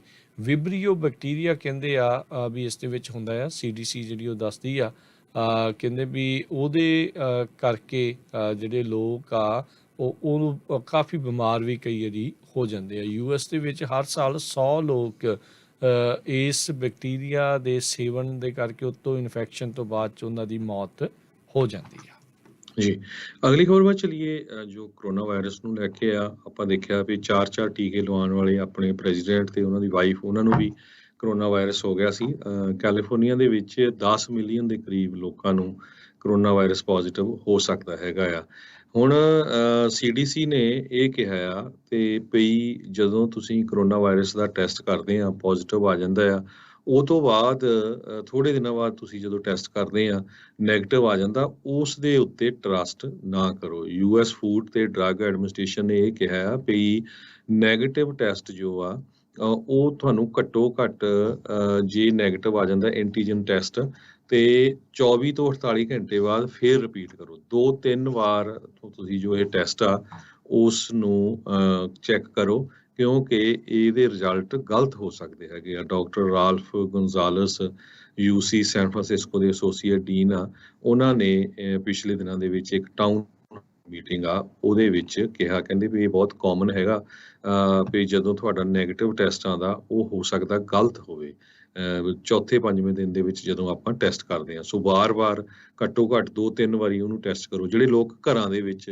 ਟੈਸਟ ਕਰ ਰਹੇ ਹੈਗੇ। ਜੀ ਅਗਲੀ ਜਿਹੜੀ ਅਸੀਂ ਦੀ ਗੱਲ ਕਰਦੇ ਜਾਈਏ, ਅੱਜ ਆਪਾਂ ਰੀਅਲ estate ਤੇ ਮਾਰਗੇਜ ਇੰਡਸਟਰੀ ਦੇ ਸੰਬੰਧਿਤ ਉਹ ਵੀ ਗੱਲਬਾਤ ਕਰਨੀ ਹੈ। ਆਪਣੇ ਨਾਲ ਜ਼ੈਂਡਰ ਮਾਰਗੇਜ ਗਰੁੱਪ ਉਹਨਾਂ ਦੇ ਸੁਖਵੀਰ ਭੰਡਾਲ ਜੀ ਜਿਹੜੇ ਉਹ ਚੁਣਨਗੇ। ਉਸ ਤੋਂ ਪਹਿਲੇ ਖਬਰ ਜਿਹੜੀ ਉਹ ਸ਼ੇਅਰ ਕਰਦੇ ਜਾਈਏ, UK ਦੇ ਵਿੱਚ ਇੱਕ ਬੰਦਾ ਉਹ ਇਸ ਟਾਈਮ ਅਦਾਲਤ ਦੇ ਵਿੱਚ ਆ, ਉਸ ਦੇ ਉੱਤੇ ਦੋਸ਼ ਇਹ ਨੇ ਵੀ ਕਹਿੰਦੇ ਵੀ ਉਹਨੇ ਇਹ ਧਮਕੀ ਦਿੱਤੀ ਸੀ ਵੀ ਕੁਈਨ ਨੂੰ ਉਸਨੇ ਮਾਰ ਦੇਣਾ ਆ ਕ੍ਰਾਸਬੋ ਦੇ ਨਾਲ, ਤੀਰ ਕਮਾਨ ਦੇ ਨਾਲ। ਸੋ ਕਹਿੰਦੇ ਵੀ ਵਿੰਡਸਰ ਕੈਸਲ ਦੀਆਂ ਗਰਾਊਂਡਸ ਤੋਂ ਮੈਦਾਨਾਂ ਦੇ ਵਿੱਚੋਂ ਇਸ ਨੂੰ ਗ੍ਰਿਫਤਾਰ ਜਿਹੜਾ ਉਹ ਕੀਤਾ ਗਿਆ ਸੀ। ਉੱਥੇ ਇਹ ਕ੍ਰਾਸਬੋ ਲੈ ਕੇ ਤੁਰਿਆ ਜਾਂਦਾ ਸੀ ਤੇ ਕਵੀਨ ਨੂੰ ਮਾਰਨ ਬਾਰੇ ਜਿਹੜੇ ਇਸ ਦੇ ਵਿੱਚ ਇਸ ਦੀ ਸੋਚ ਸੀ। ਜਸਵੰਤ ਸਿੰਘ ਚਹਿਲ 20 ਸਾਲਾਂ ਦਾ ਇਹ ਜਿਹੜਾ ਮੁੰਡਾ ਆ ਉਹ ਇਸ ਦਾ ਨਾਮ ਇਸ ਦੇ ਵਿੱਚ ਆਇਆ ਆ। ਕਹਿੰਦੇ ਵੀ ਮੈਜੈਸਟੀ ਜਿਹੜੀ ਆ ਕੁਈਨ ਐਲਿਜ਼ਾਬੈਥ 2 ਨੂੰ ਮਾਰਨ ਬਾਰੇ ਇਸ ਦਾ ਇਹ ਵਿਚਾਰ ਸੀਗਾ ਜਾਂ ਉਸ ਨੂੰ ਫੱਟੜ ਕਰਨ ਬਾਰੇ ਜਿਹੜੀ ਇਹ ਸੀਗੀ। ਸੋ ਇਸ ਕਰਕੇ ਇਸ ਦੇ ਉੱਤੇ ਹੁਣ ਟ੍ਰੀਜਨ ਐਕਟ ਜਿਹੜਾ ਉਹ ਲਾਇਆ ਗਿਆ ਹੈਗਾ ਆ। ਸੋ ਰਾਇਲ ਰੈਸੀਡੈਂਸ ਜਿਹੜਾ ਵੈਸਟ ਆਫ ਲੰਡਨ ਦੇ ਵਿੱਚ ਆ ਉਦੋਂ ਇਹਨੂੰ ਗ੍ਰਿਫਤਾਰ ਕੀਤਾ ਗਿਆ ਸੀ ਕ੍ਰਿਸਮਸ ਡੇ ਦੇ ਉੱਤੇ 2021 ਦੇ ਵਿੱਚ, ਜਿਸ ਟਾਈਮ ਦੇ ਉੱਤੇ ਕੁਈਨ ਕਹਿੰਦੇ ਵੀ ਉੱਥੇ ਰਹਿ ਰਹੀ ਸੀਗੀ। ਹੁਣ ਇਹ ਮਨ ਦੇ ਵਿੱਚ ਇਹਦੇ ਕੀ ਆਇਆ, ਕਿਉਂ ਇਹਨੇ ਇਹ ਕੀਤਾ ਆ, ਤੇ ਇਹਦੇ ਕਰਕੇ ਹੁਣ ਇਹਨੂੰ ਟ੍ਰੀਜਨ ਐਕਟ ਦਾ ਜਿਹੜਾ ਹਰਜੋਤ ਸਿੰਘ ਜੀ ਸਾਹਮਣਾ ਕਰਨਾ ਪਵੇਗਾ ਜੀ। ਤੇ ਆਪਣੇ ਨਾਲ ਇਸ ਟਾਈਮ ਸੁਖਬੀਰ ਭੰਡਾਲ ਜੀ ਜੁੜ ਚੁੱਕੇ ਨੇ। ਸੋ ਆਓ ਉਹਨਾਂ ਦੇ ਨਾਲ ਗੱਲਬਾਤ ਕਰਦੇ ਹਾਂ ਤੇ ਜਾਣਦੇ ਹਾਂ ਰੀਅਲ estate ਤੇ ਮਾਰਗੇਜ ਦੀ ਦੁਨੀਆ ਦੇ ਵਿੱਚ ਇਸ ਟਾਈਮ ਕੀ ਕੁਛ ਚੱਲ ਰਿਹਾ। ਸੁਖਬੀਰ ਜੀ ਸਵਾਗਤ ਹੈ, ਸਤਿ ਸ਼੍ਰੀ ਅਕਾਲ ਜੀ। ਹਾਂਜੀ, ਮੇਰੇ ਵੱਲੋਂ ਵੀ ਤੁਹਾਨੂੰ ਸਤਿ ਸ਼੍ਰੀ ਅਕਾਲ ਤੇ ਤੁਹਾਡੇ ਸਰੋਤਿਆਂ ਨੂੰ ਵੀ ਬਹੁਤ ਪਿਆਰ ਭਰੀ ਕਹਿੰਦੇ ਕਿ ਸਤਿ ਸ਼੍ਰੀ ਅਕਾਲ ਜੀ। ਜੀ ਤੇ ਸੁਖਬੀਰ ਜੀ ਆਈਡੀ ਸ਼ੇਅਰ ਕਰ ਲਈਏ ਤੇ ਫਿਰ ਆਪਾਂ ਗੱਲਬਾਤ ਵੱਲ ਨੂੰ। ਹਾਂਜੀ ਜ਼ਰੂਰ। ਮੇਰੀ NMLS ID 199427 ਹੈ ਤੇ DRE ID 01997346 ਹੈ ਜੀ। ਸੋ ਰੀਅਲ estate ਦੀ ਦੁਨੀਆ ਦੇ ਵਿੱਚ ਕੀ ਜਿਹੜਾ ਜੀ ਇਸ ਟਾਈਮ ਚੱਲ ਰਿਹਾ ਹੈ? ਖਬਰਾਂ ਤਾਂ ਵੈਸੇ ਬਹੁਤੀਆਂ ਅੱਜ ਕੱਲ੍ਹ ਨੈਗੇਟਿਵ ਜੀਆਂ ਹੀ ਸੁਣਨ ਨੂੰ ਮਿਲਦੀਆਂ, ਕੁਛ ਪੋਜ਼ਿਟਿਵ ਹੈ ਜੀ ਆਪਾਂ ਇਸ ਮਾਰਕੀਟ ਦੇ ਵਿੱਚੋਂ ਜੋ ਲੱਭ ਸਕਦੇ ਹਾਂ? ਹਾਂਜੀ, ਪੋਜ਼ਿਟਿਵ ਇਹੀ ਕਹਿ ਸਕਦੇ ਹਾਂ ਕਿ ਜਿਹੜਾ ਡੇਟਾ ਐਤਕੀ ਇਨਫਲੇਸ਼ਨ ਦਾ ਆਇਆ ਸੀਗਾ ਉਹ ਏਡਾ ਕੋਈ ਮਾੜਾ ਨਹੀਂ ਆਇਆ, ਪੋਜ਼ਿਟਿਵ ਹੀ ਆਇਆ, ਠੀਕ ਆਇਆ। ਤੇ ਜਿਹਦੇ ਨਾਲ ਆਪਾਂ ਵੇਖਿਆ ਵਾ ਕਿ ਸਟਾਕ ਮਾਰਕੀਟ ਵੀ ਜਿਹੜੀ ਉਹ ਥੋੜੀ ਜੰਪ ਹੋਈ ਹੈ। ਸੋ ਉਹ ਇੱਕ ਮੈਨੂੰ ਲੱਗਦਾ ਪੋਜ਼ਿਟਿਵ ਨਿਊਜ਼ ਆ ਕਿ ਵੀ ਜੇ ਅੱਗੇ ਤੋਂ ਟੈਕਸ ਆਪਣੇ ਇੰਟਰਸਟ ਰੇਟ ਜੇ ਉਹ ਵਧਣੇ ਆ ਜਾਂ ਮੰਨ ਲਓ ਘਟਣ ਬਾਰੇ ਕੁਝ ਇਦਾਂ ਦੀ ਸੋਚ ਆ ਸਕਦੀ ਆ, ਤੇ ਉਹਦੇ ਲਈ ਮੈਨੂੰ ਲੱਗਦਾ ਕਿ ਪੋਜ਼ਿਟਿਵ ਗੱਲ ਆ ਕਿ ਵੀ ਜਿਹੜੀ ਇਨਫਲੇਸ਼ਨ ਆ ਉਹ ਥੋੜਾ ਕੰਟਰੋਲ ਦੇ ਵਿੱਚ ਹੋਈ ਲੱਗਦੀ ਆ, ਜਿਹਦੇ ਨਾਲ ਆਫ ਕੋਰਸ ਰੀਅਲ estate ਤੇ ਵੀ ਜਿਹੜਾ ਅਸਰ ਆ ਉਹ ਜ਼ਰੂਰ ਪਊਗਾ ਕਿ ਰੀਅਲ estate ਦੇ ਜੇ ਕਿਸੇ ਨੇ ਘਰ ਵੇਚਣਾ ਵਾ ਜਾਂ ਖਰੀਦਣਾ ਵਾ, ਜਿਹੜੇ ਪ੍ਰਾਈਸ ਆ ਉਹ ਥੋੜੇ ਸਟੇਬਲ ਜਾਂ ਬੈਟਰ ਹੋ ਸਕਦੇ। ਤੇ ਰੀਅਲ estate ਦੇ ਵਿੱਚ ਹੁਣ ਇਨਵੈਂਟੋਰੀ ਦਾ ਕਿੱਦਾਂ ਸੁਖਬੀਰ ਜੀ ਇਸ ਟਾਈਮ ਚੱਲ ਰਿਹਾ? ਹਾਂਜੀ, ਇਨਵੈਂਟੋਰੀ ਤੇ ਦੇਖੋ ਆਪਾਂ ਨੂੰ ਸਭ ਨੂੰ ਪਤਾ ਵਾ ਕਿ ਇੰਟਰਸਟ ਰੇਟ ਜਿਹੜੇ ਉਹ ਕਾਫੀ ਜੰਪ ਹੋ ਗਿਆ ਸੀ, ਬਲਕਿ ਥੋੜਾ ਥੱਲੇ ਨੂੰ ਹੀ ਆਏ, ਉਸ ਤੋਂ ਬਾਅਦ ਸ਼ਾਇਦ ਕਿਸੇ ਨੇ ਨੋਟਿਸ ਨਾ ਕੀਤਾ ਹੋਵੇ।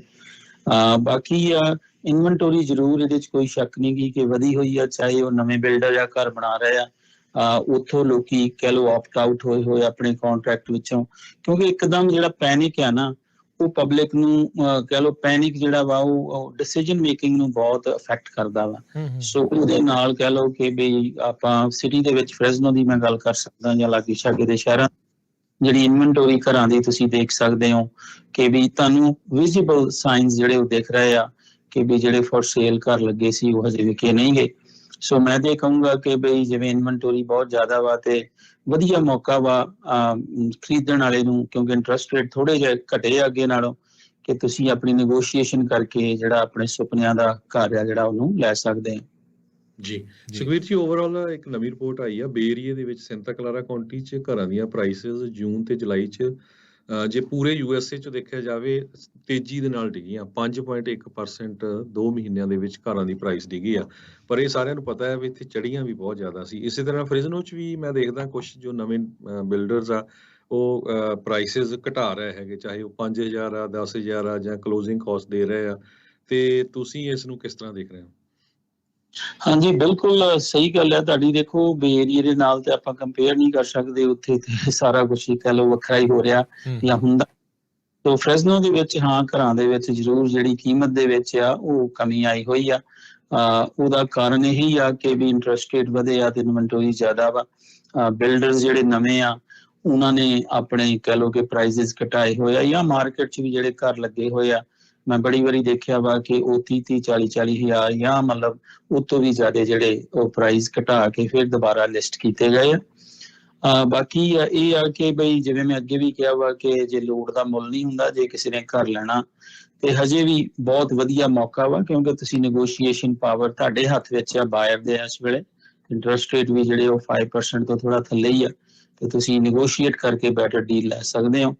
ਤੇ ਵਧੀਆ ਚੀਜ਼ ਹੈ। ਇੱਕ ਮੈਂ ਹੋਰ ਚੀਜ਼ ਨਾਲ ਦੀ ਨਾਲ ਕਹਿਣਾ ਚਾਹੁੰਦਾ, ਬਹੁਤ ਵਾਰੀ ਜੀ ਮੈਨੂੰ ਇੱਕ ਸਵਾਲ ਆਉਂਦਾ ਵਾ ਕਿ ਮੈਂ ਅੱਜ ਤੋਂ 9 ਮਹੀਨੇ ਪਹਿਲਾਂ ਕੰਟਰੈਕਟ ਜਿਹੜਾ ਉਹ ਸਾਈਨ ਕੀਤਾ ਸੀਗਾ ਨਵਾਂ ਘਰ ਲੈਣ ਲਈ, ਹੁਣ ਉਹੀ ਘਰ ਜਿਹੜੇ ਬਿਲਡਰ ਆ ਉਹ 50,000 ਜਾਂ 60,000 ਸਸਤਾ ਵੇਚ ਰਹੇ ਆ, ਤੇ ਮੈਂ ਹੁਣ ਕੀ ਕਰ ਸਕਦਾ ਵਾਂ। ਦੇਖੋ, ਉਹਦੇ ਚ 2-3 ਗੱਲਾਂ ਵਾਂ ਕਿ ਤੁਸੀਂ ਆਪਣਾ ਕੰਟਰੈਕਟ ਜ਼ਰੂਰ ਚੰਗੀ ਤਰ੍ਹਾਂ ਪੜ੍ਹੋ। ਸਭ ਤੋਂ ਪਹਿਲਾਂ ਤੇ ਤੁਹਾਨੂੰ ਰੀਅਲ ਸਟੇਟ ਏਜੰਟ ਵਿੱਚ ਪਾਉਣਾ ਚਾਹੀਦਾ ਜੋ ਤੁਹਾਨੂੰ ਗਾਈਡ ਕਰ ਸਕੇ। ਉਹਨੂੰ ਚੰਗੀ ਤਰ੍ਹਾਂ ਪੜ੍ਹੋ, ਆਪਣੇ ਲੋਨ ਆਫਿਸਰ ਦੇ ਨਾਲ ਗੱਲ ਕਰੋ। ਜੇ ਤੁਹਾਡੀ ਮੰਨ ਲਓ ਕਿ ਵਿੱਚੋਂ ਆਪਸ਼ਨ ਹੈਗੀ ਆ ਕਿ ਤੁਹਾਡਾ ਡਿਪੋਜ਼ਿਟ ਨਹੀਂ ਰੱਖਦੇ ਹੋ, ਤਾਂ ਤੁਹਾਨੂੰ ਆਪਟ ਆਊਟ ਕਰ ਲੈਣਾ ਚਾਹੀਦਾ ਵਾ, ਤੇ ਫਿਰ ਉਹੀ ਘਰ ਕਹਿ ਲਓ ਤੁਸੀਂ ਜਿਹੜਾ ਹੋਰ ਕਿਤੇ ਸਸਤਾ ਲੈ ਸਕਦੇ ਹੋ। ਜਾਂ ਮੰਨ ਲਓ ਜੇ ਰੀਅਲ ਸਟੇਟ ਏਜੰਟ ਤੁਸੀਂ ਪਾਇਆ ਵਾ, ਤੇ ਜ਼ਰੂਰ ਹਾਰਡਕੋਰ ਨੈਗੋਸ਼ੀਏਸ਼ਨ ਕਰੋ ਉਹਨਾਂ ਨਾਲ।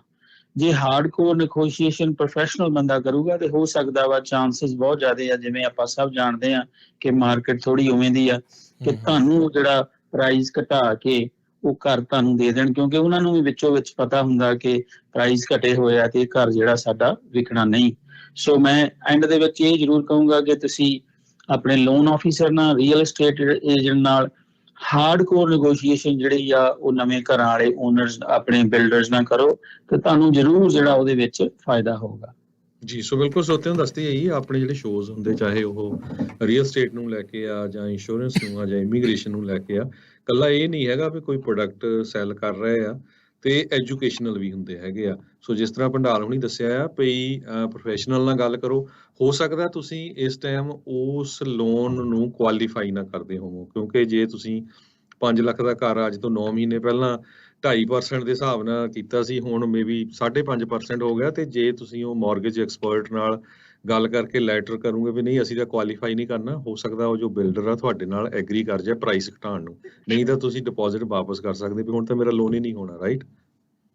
ਹਾਂਜੀ, ਬਿਲਕੁਲ ਤੁਸੀਂ ਮੇਰੇ ਮੂੰਹ ਦੀ ਗੱਲ ਜਿੱਦਾਂ ਕਹਿ ਲਓ, ਬਿਲਕੁਲ ਡਿਟੋ ਵਰਡਸ ਹੀ ਕਹਿ ਦਿੱਤੇ ਆ ਕਿ ਜੇ ਤੁਹਾਡਾ ਲੋਨ ਆਫਿਸਰ ਪ੍ਰਾਈਵੇਟ ਹੈਗਾ, ਤੇ ਬਿਲਕੁਲ ਜਿਵੇਂ ਤੁਸੀਂ ਕਿਹਾ ਵਾ ਕਿ ਇੰਟਰਸਟ ਰੇਟ ਵਧੇ ਹੋਏ ਆ, ਤੁਸੀਂ ਮੈਂ ਕਹਿੰਦਾ ਵੀ ਸਭ ਤੋਂ ਵਧੀਆ ਤੇ ਸਹੀ ਤਰੀਕਾ ਇਹੀ ਆ। ਮੈਂ ਫਿਰ ਕਹੂੰਗਾ ਕਿ ਜ਼ੈਂਡਰ ਮਾਰਗੇਜ, ਅਸੀਂ ਮਾਰਗੇਜ ਤੇ ਰੀਅਲ ਸਟੇਟ ਦਾ ਕੰਮ ਕਰਦੇ ਆ।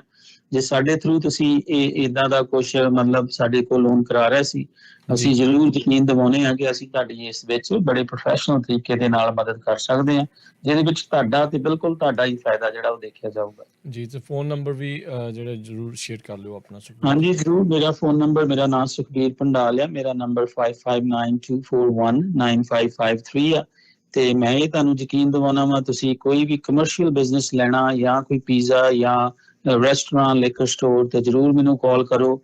ਕਰ ਲੈਣਾ ਲੋਨ ਕਰਾਉਣਾ ਮੈਨੂੰ, ਜਾਂ ਤੁਸੀਂ ਜੈਂਡਰ ਮਾਰਗੇਜ ਨੂੰ ਕਾਲ ਕਰ ਸਕਦੇ ਹੋ। ਮੈਂ ਤੁਹਾਨੂੰ ਪੱਕੇ ਤੌਰ ਤੇ ਯਕੀਨ ਦਿਵਾਉਣਾ ਕਿ ਜੋ ਵੀ ਇਹ ਜਿਹੜੀ ਟ੍ਰਾਂਜੈਕਸ਼ਨ ਤੁਹਾਡੀ ਹੋਊਗੀ ਬਿਲਕੁਲ ਪਾਰਦਰਸ਼ੀ ਦੇ ਨਾਲ, ਤੁਹਾਡੇ ਹਿੱਤ ਨੂੰ ਤੇ ਸਚਾਈ ਦੇ ਆਧਾਰ ਤੇ ਕੀਤੀ ਜਾਊਗੀ। ਸੋ ਤੁਸੀਂ ਸਾਨੂੰ ਬਿਨਾਂ ਝਿਜਕ ਸਲਾਹ ਲੈਣ ਲਈ ਵੀ ਜਿਹੜੀ ਕਾਲ ਕਰ ਸਕਦੇ ਹੋ ਕਿਸੇ ਵੀ ਟਾਈਮ। ਜੀ, ਸੋ ਸੁਖਬੀਰ ਜੀ, ਇਹ ਵੀ ਇੱਥੇ ਪੁੱਛਣਾ ਚਾਹੁੰਦੇ ਹੋ, ਜਿੱਦਾਂ ਤੁਸੀਂ ਕਿਹਾ ਵੀ ਹੁਣ ਨੈਗੋਸ਼ੀਏਸ਼ਨਸ ਬੈਟਰ ਜਿਹੜੀਆਂ ਹੋ ਸਕਦੀਆਂ, ਐਜ਼ ਏ ਬਾਇਰ ਕਿਹੜੀਆਂ ਚੀਜ਼ਾਂ ਦਾ ਹੁਣ ਵਿਸ਼ੇਸ਼ ਧਿਆਨ ਜਿਹੜਾ ਉਹ ਰੱਖਣਾ ਚਾਹੀਦਾ? ਹਾਂਜੀ, ਜਦੋਂ ਨੈਗੋਸ਼ੀਏਸ਼ਨ ਕਰਨੀ ਆ ਤੇ ਤੁਹਾਡਾ ਰੀਅਲ ਸਟੇਟ ਏਜੰਟ ਜੇ ਉਹ ਪ੍ਰੋਫੈਸ਼ਨਲ ਆ, ਚੰਗਾ, ਉਹਨੂੰ ਪਤਾ ਵਾ, ਤੁਸੀਂ ਕੰਪਸ ਵਗੈਰਾ ਜਿਹੜੀਆਂ ਉਹ ਦੇਖ ਸਕਦੇ ਆਲੇ ਦੁਆਲੇ ਦੀਆਂ। ਬਾਕੀ ਦੇਖੋ, ਕੋਸ਼ਿਸ਼ ਇਹ ਹੋਣੀ ਚਾਹੀਦੀ ਆ ਕਿ ਤੁਸੀਂ ਥੱਲਿਓਂ ਸ਼ੁਰੂ ਕਰੋ ਜਦੋਂ ਨੈਗੋਸ਼ੀਏਸ਼ਨ ਕਰਨੀ ਆ, ਤੇ ਛੇਤੀ ਲਿਖੋ ਨਾ, ਕਿਉਂਕਿ ਆਪਾਂ ਨੂੰ ਸਾਰਿਆਂ ਨੂੰ ਪਤਾ ਵਾ ਕਿ ਇਸ ਵੇਲੇ ਜਿਹੜੀ ਮਾਰਕੀਟ ਆ ਉਹ ਬਾਇਰ ਦੇ ਲਈ ਜਾਂ ਮਤਲਬ ਸੈਲਰ ਦੇ ਲਈ ਇੰਨੀ ਸਟਰੋਂਗ ਨਹੀਂ ਗਈ। ਸੋ ਇੰਟਰਸਟ ਰੇਟ ਹਾਈ ਆ, ਸੋ ਇੰਨੇ ਕਹਿ ਲਓ ਕਿ ਉਹਨਾਂ ਕੋਲ ਆਫਰ ਨਹੀਂ ਹੋਣੇ, ਸ਼ਾਇਦ ਤੁਹਾਡਾ ਇਕੱਲਿਆਂ ਦਾ ਆਫਰ ਹੀ ਹੋਵੇ, ਤੇ ਤੁਹਾਡਾ ਜਿਹੜਾ ਨੈਗੋਸ਼ੀਏਸ਼ਨ ਹੈਂਡ ਆ ਉਹ ਸਟਰੋਂਗ ਹੋਣਾ। ਸੋ ਆਪਣੀ ਗੱਲ ਤੇ ਥੋੜਾ ਅੜੇ ਰਹੋ, ਉਹਨੂੰ ਥੋੜਾ ਜਿਹਾ ਸਟਰੋਂਗਲੀ ਦਿਖਾਓ ਕਿ ਮੇਰੇ ਕੋਲ ਜਿਹੜੀ ਪ੍ਰੀ ਕੁਆਲੀਫਿਕੇਸ਼ਨ ਹੈਗੀ ਆ, ਮੇਰੇ ਕੋਲ ਜੌਬ ਜਿਹੜੀ ਉਹ ਸਟਰੋਂਗ ਆ, ਜਾਂ ਮੇਰੇ ਕੋਲ ਡਾਊਨ ਪੇਮੈਂਟ ਲਈ ਚੰਗੇ ਪੈਸੇ ਆ। ਤੇ ਮੈਨੂੰ ਲੱਗਦਾ ਇਦਾਂ ਦੀਆਂ ਜਿਹੜੀਆਂ ਗੱਲਾਂ, ਪ੍ਰੋਫੈਸ਼ਨਲਿਜ਼ਮ, ਤੇ ਤੁਸੀਂ ਆਪਣੀ ਗੱਲ ਤੇ ਥੋੜਾ ਅੜ ਕੇ ਗੱਲ ਕਰੋਗੇ ਤੇ ਮੈਂ ਪੱਕੇ ਤੌਰ ਤੇ ਕਹਿ ਸਕਦਾ ਕਿ ਨੈਗੋਸ਼ੀਏਸ਼ਨ ਦੇ ਵਿੱਚ ਤੁਹਾਡਾ ਹੱਥ ਜਿਹੜਾ ਉਹ ਹਾਵੀ ਹੋਊਗਾ।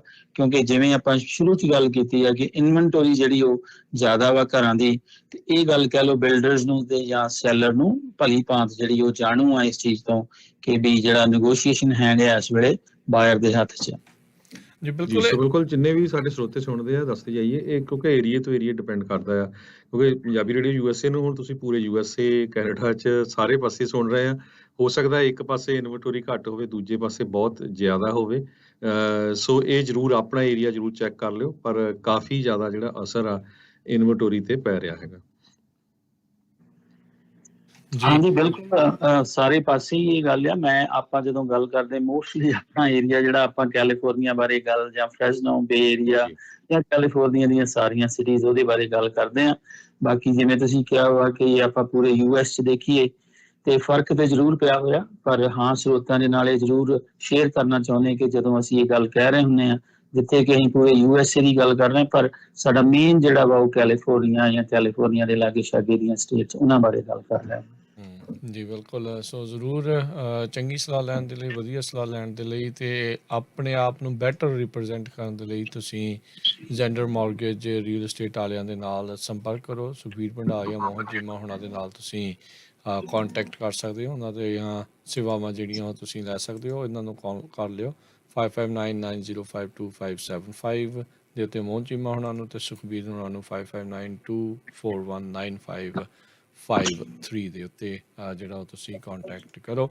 ਸੋ ਐਜ਼ ਏ ਬਾਇਰ ਹੁਣ ਤੁਹਾਡੇ ਕੋਲ ਮੌਕਾ ਆ ਆਪਣੀ ਪਸੰਦ ਦਾ ਜਿਹੜਾ ਉਹ ਤੁਹਾਨੂੰ ਘਰ ਲੈਣ ਦੇ ਲਈ ਦੇਖਦੇ ਹੋਏ ਕੰਪਰੋਮਾਈਜ਼ ਹੁਣ ਤੁਹਾਨੂੰ ਜਿਹੜੇ ਥੋੜ੍ਹੇ ਘੱਟ ਕਰਨੇ ਪੈਣਗੇ ਤੇ ਬੈਟਰ ਪ੍ਰਾਈਸ ਵੀ ਜਿਹੜਾ ਇਸ ਚੀਜ਼ ਦੇ ਵਿੱਚ ਮਿਲ ਸਕਦਾ ਆ। ਹਰਜੋਤ ਸਿੰਘ ਜੀ, ਸੁਖਬੀਰ ਜੀ, ਆਪਾਂ ਦੇਖ ਰਹੇ ਹਾਂ ਵੀ ਜਿਹੜੇ ਫੈਡ ਆ ਉਹ ਚਾਹੁੰਦੇ ਨਹੀਂ ਆ ਵੀ ਜਿਹੜੇ ਘਰਾਂ ਦੇ ਵੀ ਇੰਟਰਸਟ ਰੇਟ ਆ ਬਹੁਤੇ ਜ਼ਿਆਦਾ ਵਧਣ। ਸੋ ਇਹ ਹੁਣ ਜਲਦੀ ਦੇ ਵਿੱਚ ਜ਼ਰੂਰ ਇੰਟਰਸਟ ਰੇਟ ਵਧਾ ਰਹੇ ਆ, ਪਰ ਇਵੈਂਚੁਅਲੀ ਇਹ ਰਿਸੈਸ਼ਨ ਤੋਂ ਬਚਾਉਣ ਦੇ ਲਈ, ਇਨਫਲੇਸ਼ਨ ਤੋਂ ਬਚਾਉਣ ਦੇ ਲਈ ਇਹਨਾਂ ਦੀਆਂ ਕੋਸ਼ਿਸ਼ਾਂ ਆ। ਸੋ ਆਪਾਂ ਇਹ ਕਿਆਸ ਰਾਈ ਜਾਂ ਉਮੀਦ ਲਾ ਸਕਦੇ ਹਾਂ ਵੀ ਮੇ ਵੀ ਕੁਛ ਕੁ ਸਾਲਾਂ 'ਚ ਦੁਬਾਰਾ ਇੰਟਰਸਟ ਰੇਟ ਆ ਉਹ ਥੱਲੇ ਨੂੰ ਆ ਸਕਦੇ ਆ।